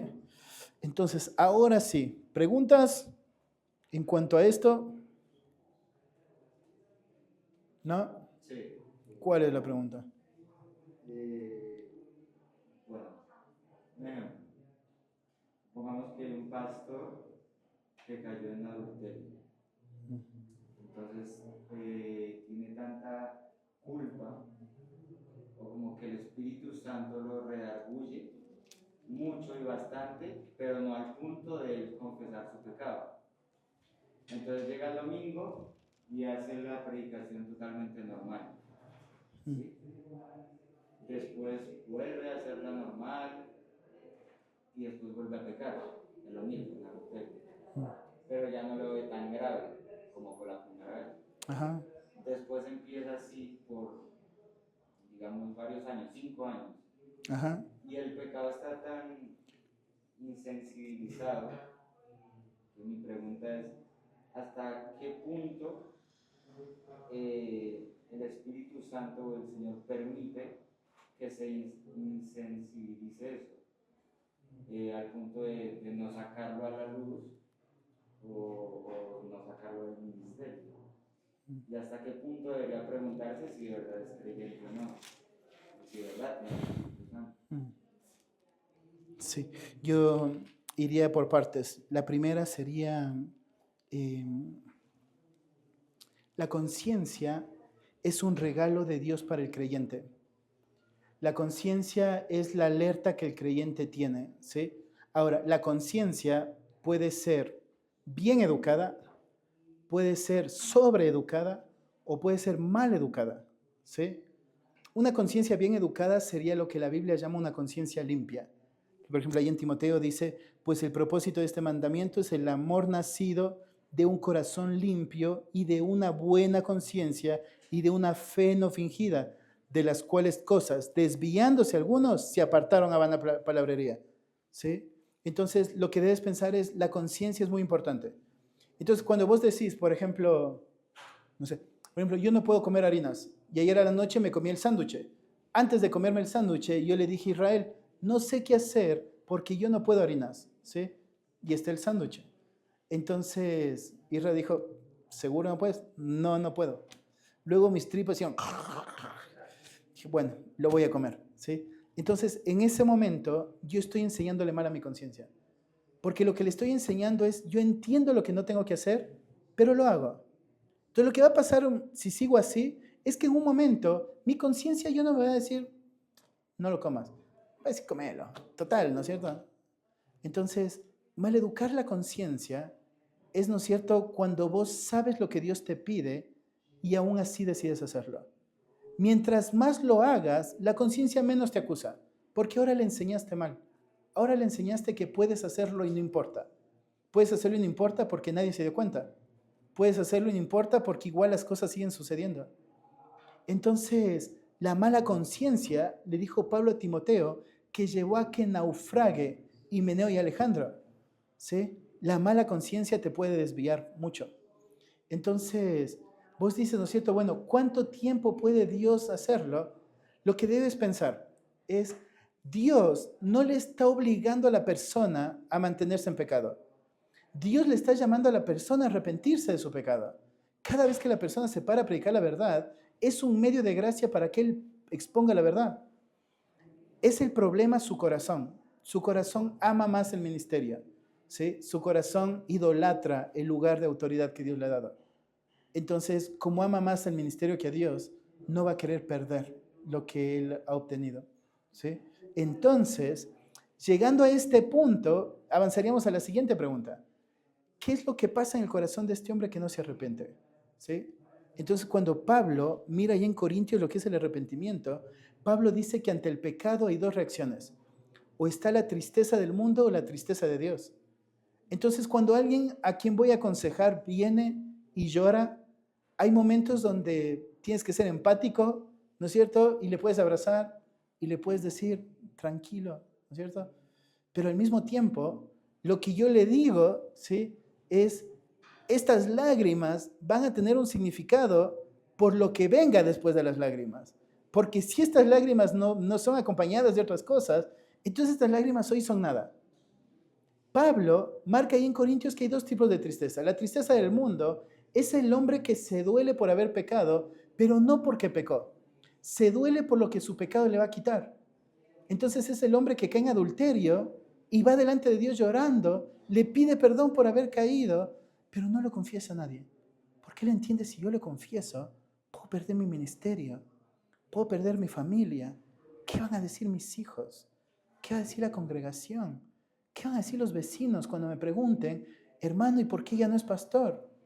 ¿Sí? Entonces la respuesta es, mejor no lo confieso. ¿Sí? Pablo llama a esta tristeza una tristeza del mundo y dice que lo que le espera a esta tristeza es la muerte. ¿Sí? Significa un hombre que decide constantemente ocultar, en lugar de arrepentirse bíblicamente, lo que está poniendo en evidencia es que hay un problema mucho más grande que la lujuria. Hay un problema de salvación. ¿Sí? Entonces, este hermano, lo que va a pasar cuando salga a la luz es que no solamente va a perder el ministerio, tiene que mostrar de que realmente es creyente, va a entrar en un proceso de disciplina. Si se niega un proceso de disciplina, va a quedar fuera de la iglesia.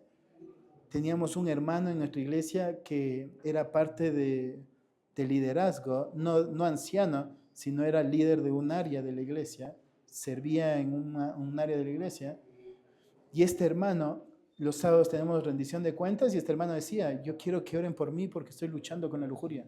¿Sí? Quiero que oren por mí porque estoy luchando con la lujuria. Varias semanas diciendo lo mismo. Bueno, dinos qué está luchando. No, pasa esto, pasa lo otro, nada grave. Bueno, tiempo después, ¿cierto? Sale a la luz todo. Venía mucho tiempo adulterando, ¿sí? Pero cuando nos sentamos a hablar con él, cuando yo me senté, porque Matías también fue a hablar, la respuesta fue, yo hace mucho oraba que Dios saque a la luz y nunca lo sacó a la luz. Y yo decía, no, tu oración fue muy tonta, le decía yo.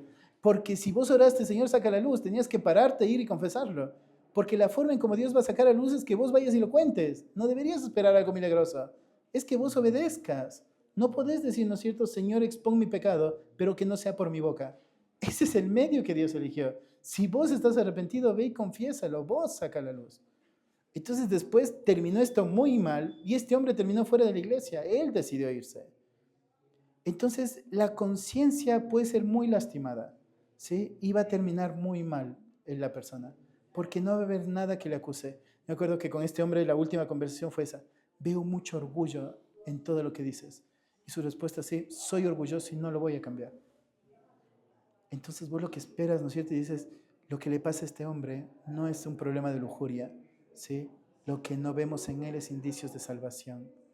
Pero en cambio Pablo dice que la tristeza que viene según Dios Dice, es la tristeza de la que no hay de qué arrepentirse. Es la tristeza, ¿no es cierto?, que dices, yo sé lo que voy a perder, pero no importa si lo pierdo, no me arrepiento de haberlo contado. Y esta tristeza viene, dice, con una diligencia, con una defensa, indignación, temor, ardiente afecto, celo, vindicación. Esas son las marcas del arrepentimiento. Todos esos aspectos se ven en un corazón arrepentido.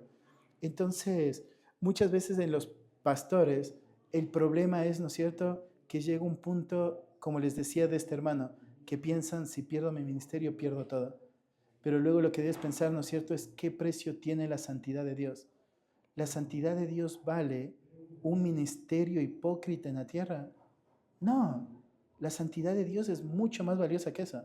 La santidad de Dios es mucho más valiosa que mi matrimonio, que mi familia, que mi ministerio. La santidad de Dios tiene mucho valor. Entonces, pienso, es uno de los peligros en los que los predicadores caen muchas veces, en pensar mi ministerio vale mucho más. ¿Sí? Sí. Sí. ¿Sí? Una pregunta. Estaba pensando en que, pues no sé si lo entendí mal o estoy en lo correcto. Me queda el pensamiento de que usted nos dice que si el predicador está en pecado, quizás no va a ser eficaz o el Señor no va a hablar a su pueblo a través de una predicación. Claro, es lo que dice Pablo, ¿no es cierto? Ahí, si no eres limpio, no vas a ser útil en las manos del Señor. ¿Sí? Tal vez vos dices, bueno, pero lo que digo produce algo. Entonces yo siempre pongo este ejemplo, ¿no es cierto? Lo que vos dices, lo que puede estar produciendo es manzanas rojas en un árbol seco, ¿sí?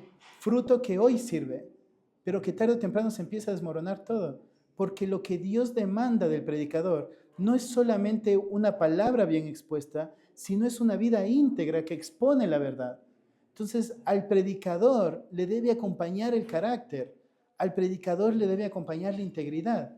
Entonces, un instrumento sucio no puede servir para honra. Un instrumento sucio es un instrumento de deshonra. Por eso la orden es límpiense de estas cosas, porque así, ¿no es cierto?, van a ser útiles.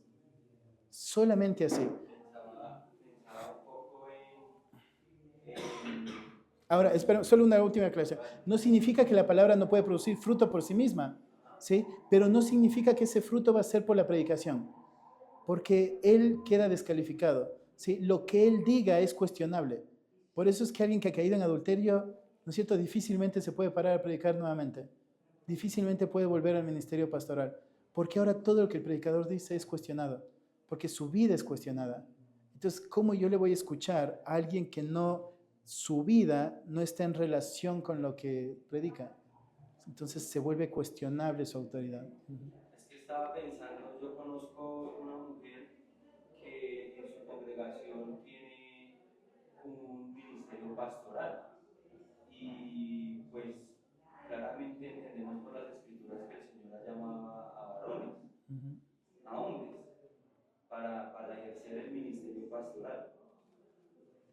Esa mujer, digamos, según mi conocimiento, que es una mujer cercana a mi familia, es una mujer íntegra.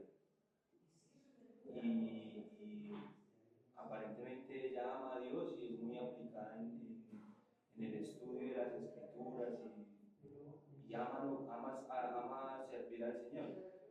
Digamos en ese caso del Señor, dos cosas, el Señor respalda esa predicación y segundo, ¿usted cree que eso es una doctrina secundaria? No. Lo que debes pensar es la iglesia ocupa un lugar muy importante en el mundo, ni siquiera en los creyentes, en el mundo, ¿sí? La iglesia es la autoridad que Dios ha dejado para marcar, ¿no es cierto? Y reconocer al que es creyente y reconocer al que no es creyente. Entonces la iglesia tiene una identidad bíblica que no puede ser cambiada. Parte de la identidad de la iglesia es que es columna y baluarte de la verdad.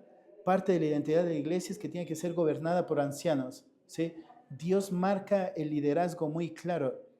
Por eso es la importancia del matrimonio bíblico, porque la iglesia, ¿no es cierto?, es el reflejo eterno de esta relación temporal. Entonces, cuando vos pensás, ¿no es cierto?, ¿por qué el matrimonio hay que cuidar? Porque la mujer ocupa un lugar de enseñanza, ¿no es cierto?, en el hogar. No, la mujer aprende en el hogar.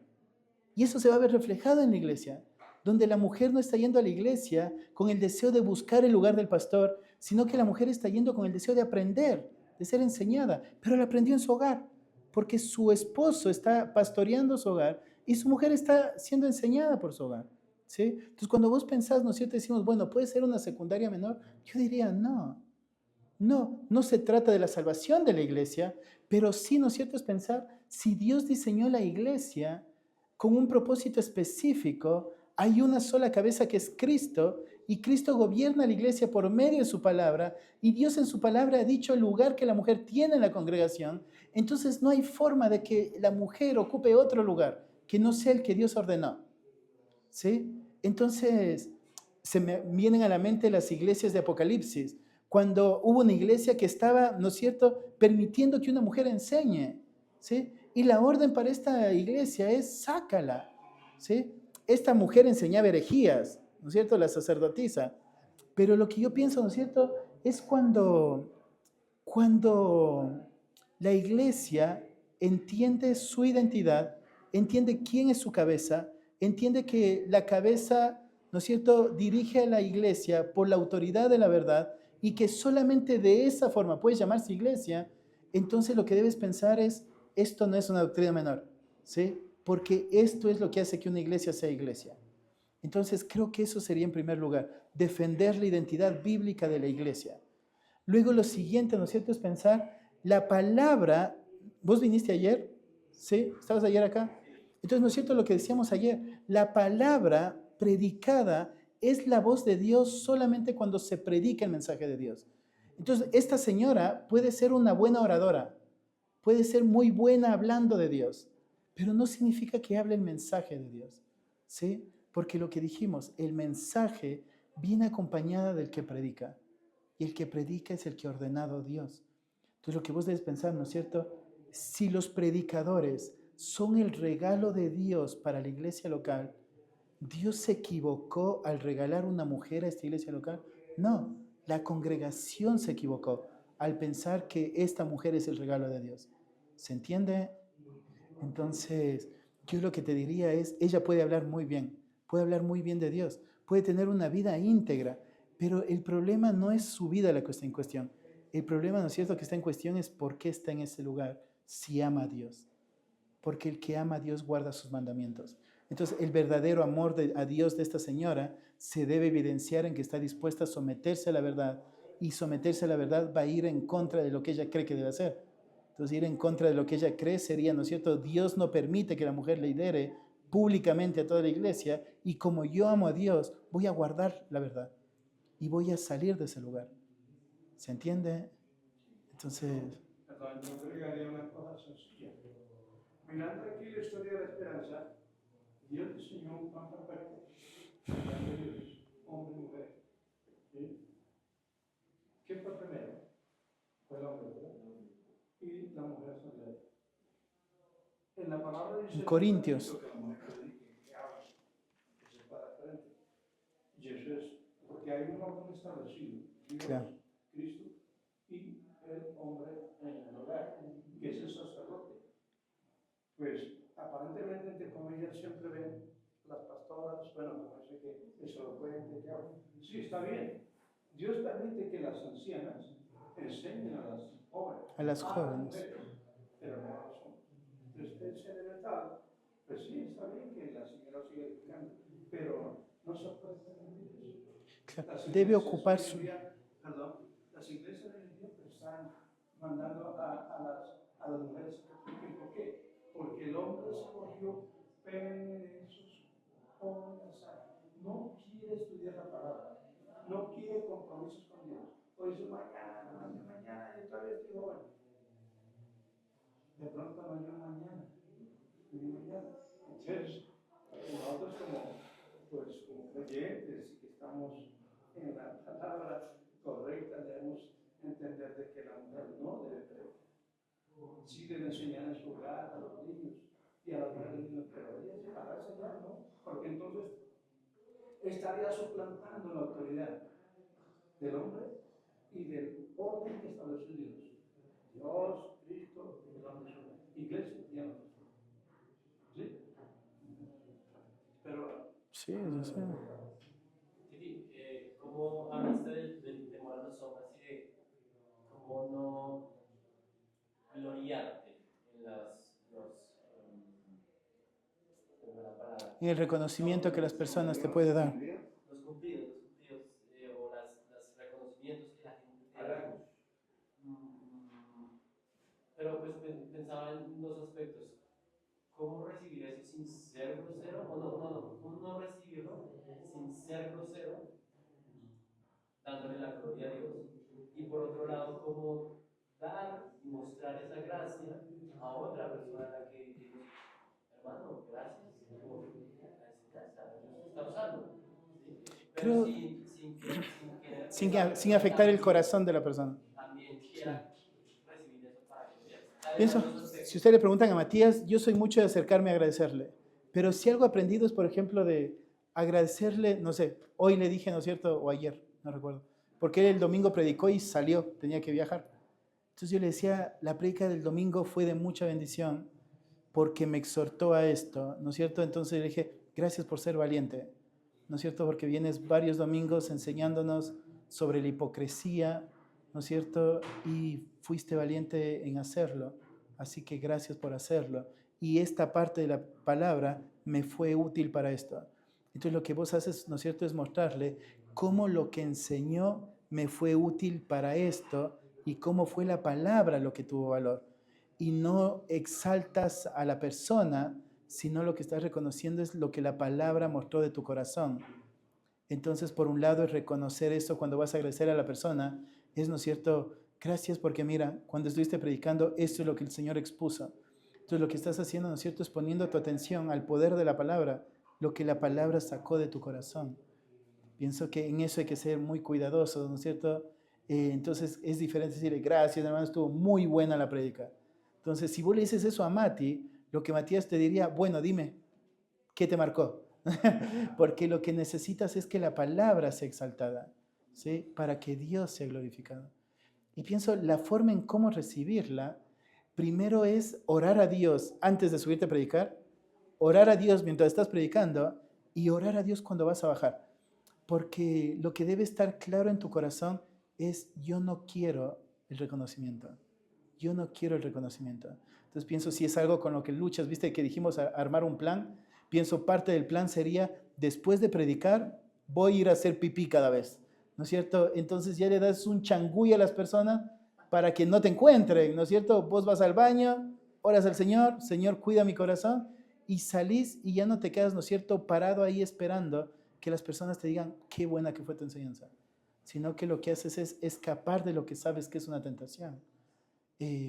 Trabajar en tu corazón con la verdad, recordando lo que Dios dice acerca del temor a los hombres, del peligro del temor a los hombres.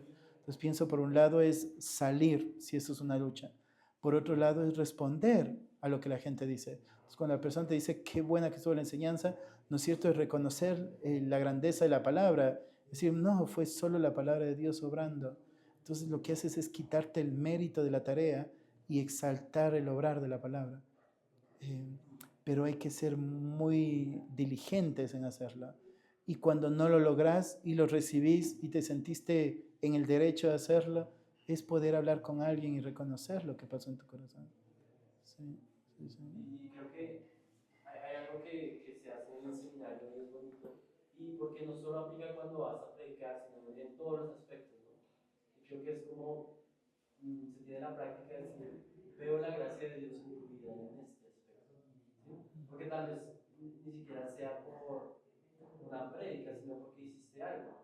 Y o no sé, o estás ejerciendo un don en la iglesia y lo estás ejerciendo, y el Señor te ha dado gracia para ejercerlo bien. Entonces creo que algo que ayuda mucho es como decir, no es por ti, es la gracia de Dios que te dio eso y por lo cual tú lo puedes usar bien. Pero sí, capaz es mejor si el predicador reconoce y dice, fue solo la gracia de Dios, a que vos vayas y le digas, ¿no es cierto? Sé que no sos vos, sino la gracia de Dios estuvo buena. Porque puede llegar a un punto más de menosprecio, ¿no es cierto? Creo que el predicador es el que debe saber trabajar en su corazón y reconocer, es por la gracia de Dios solo que soy, ¿cierto? Lo que dijo Pablo en Timoteo, fue Dios quien me tuvo por fiel poniéndome en el ministerio, ¿sí? Para que la misericordia, para que la clemencia de Dios sea dada a conocer para los que no han conocido a Cristo. Entonces, cuando el predicador está predicando, Pablo lo que piensa es, lo único que soy yo es un ejemplo de lo que es un pecador salvado. Y entonces el predicador se entiende de esa manera. Yo no soy más que un pecador salvado, puesto por fiel y que ahora el Señor me permite predicar. No estoy por encima de los otros, ¿sí? Estoy como ejemplo para los otros de pensar, miren, la gracia de Dios es efectiva. Esto es la misericordia de Dios. Si ustedes me miran a mí, solo van a poder ver la misericordia de Dios. Es lo que Dios puede hacer, ¿no es cierto? Y no piensan, mírenme, ¿no es cierto?, hasta dónde llegué, sino solo la misericordia de Dios puede tenerme donde estoy. Sí. Hermano, bueno, hablando del pecado, aquí los bautistas tenemos un libro que lo formaron los hermanos americanos en los estados. Se llama Autoconfrontación. El manual de autoconfrontación. Autoconfrontación. Entonces, para trabajar con el pecado, la forma de trabajar con el pecado, mirar el pecado, bien estudiar el pecado, saber primero qué versículos de la Biblia nos ayudan. ¿Qué dice Dios sobre el pecado? Con los pecados. ¿Qué versículos nos ayudan a revertirnos del pecado y lo que usted ha hablado? Un plan de batalla. Un plan de trabajo. Gracias. Un plan de trabajo que hay que hacerlo todos los días. Puede ser desde lo más elemental hasta lo más complicado, de las partes hacia el todo. Como hacer unos versículos y pegarlos en el espejo donde me hago la barba, en el baño, las mujeres en la cocina, bueno, para estar trabajando con ese pecado. Yo añadiría una cosita más nada más. A veces nos quedamos cortos en la parte de vestirse del nuevo hombre. Lo que uno tiene que pensar es la batalla contra el pecado no termina solo en saber lo que Dios dice y en intentar, ¿no es cierto?, no pecar. La batalla contra el pecado concluye o avanza cuando te vistes del nuevo hombre. Entonces sería lo contrario, ¿no es cierto? ¿Qué es lo que Dios me pide en esta área, sí, para yo batallar? Entonces, no sé, el soltero que está batallando con la lujuria, ¿no es cierto? La orden puede ser, bueno, no veas más lo que estás viendo, no oigas más lo que estás oyendo, ¿no es cierto? Y listo, ¿no es cierto? Le preguntas, ¿cómo te fue? Bien, ya no volví a caer, ya no vi lo que tenía que hacer. Y uno dice, bueno, pero eso no es batallar, ¿sí? Eso es una parte de batallar, porque... Sí, o sea, es batallar, pero sin una batalla completa, porque la batalla completa sería, sirve a tus hermanos, porque el soltero se encarga de las cosas del Señor. Eso es lo que pide Dios. Entonces, ¿no es cierto? Está bien, no caigas más, huye de las pasiones, pero, ¿no es cierto? Ahora sirve, en lugar de servirte a vos mismo, sirve a los demás. Entonces, el nuevo hombre se ve en este hombre sirviendo, ¿sí? Se ve en este hombre que está, en este soltero, que en lugar de estar sirviéndose a sí mismo, está sirviendo a los demás. Entonces, cuando pensamos en la batalla, sería añadir eso, ¿no es cierto? Donde el predicador no se queda solo con... Pienso, Matías para mí es mucho ejemplo, justo ahora hablamos en la consejería. Estábamos hablando ahí con Israel y Matías y yo le decía que a mí me gusta escuchar a Matías enseñar teología porque hace que la teología sea fácil, ¿sí? Y los términos los expone bien. Y yo le decía con Irra, ¿no es cierto? Cuando estamos explicando teología, muchas veces nos terminamos enredando en algo que Mati dice con mucha facilidad, ¿sí? Y entonces en lugar de Matías decir, sí, es así como Dios me usa, lo que dijo, ¿no es cierto? Es, pero a vos Dios te usa en esta área, ¿no es cierto? Y a mí me encantaría que en algún momento me digan, yo quisiera que esto suceda con el Titi, ¿no es cierto? Y pienso en lugar de él centrarse en sí mismo, lo que hace, ¿no es cierto?, es reconocer la gracia de Dios en otros. Y creo que esa es la parte del nuevo hombre, ¿no es cierto? No se queda solamente con no recibo el halago, sino que va a un paso más, donde dice, ¿no es cierto?, le reconozco al otro, reconozco la gracia de Dios en el otro. ¿Se entiende? Yo creo que es avanzar para eso. ¿Sí? Terminamos. Si quieren después seguimos charlando, pero hay que parar el video o no se va a poder subir a la nube más.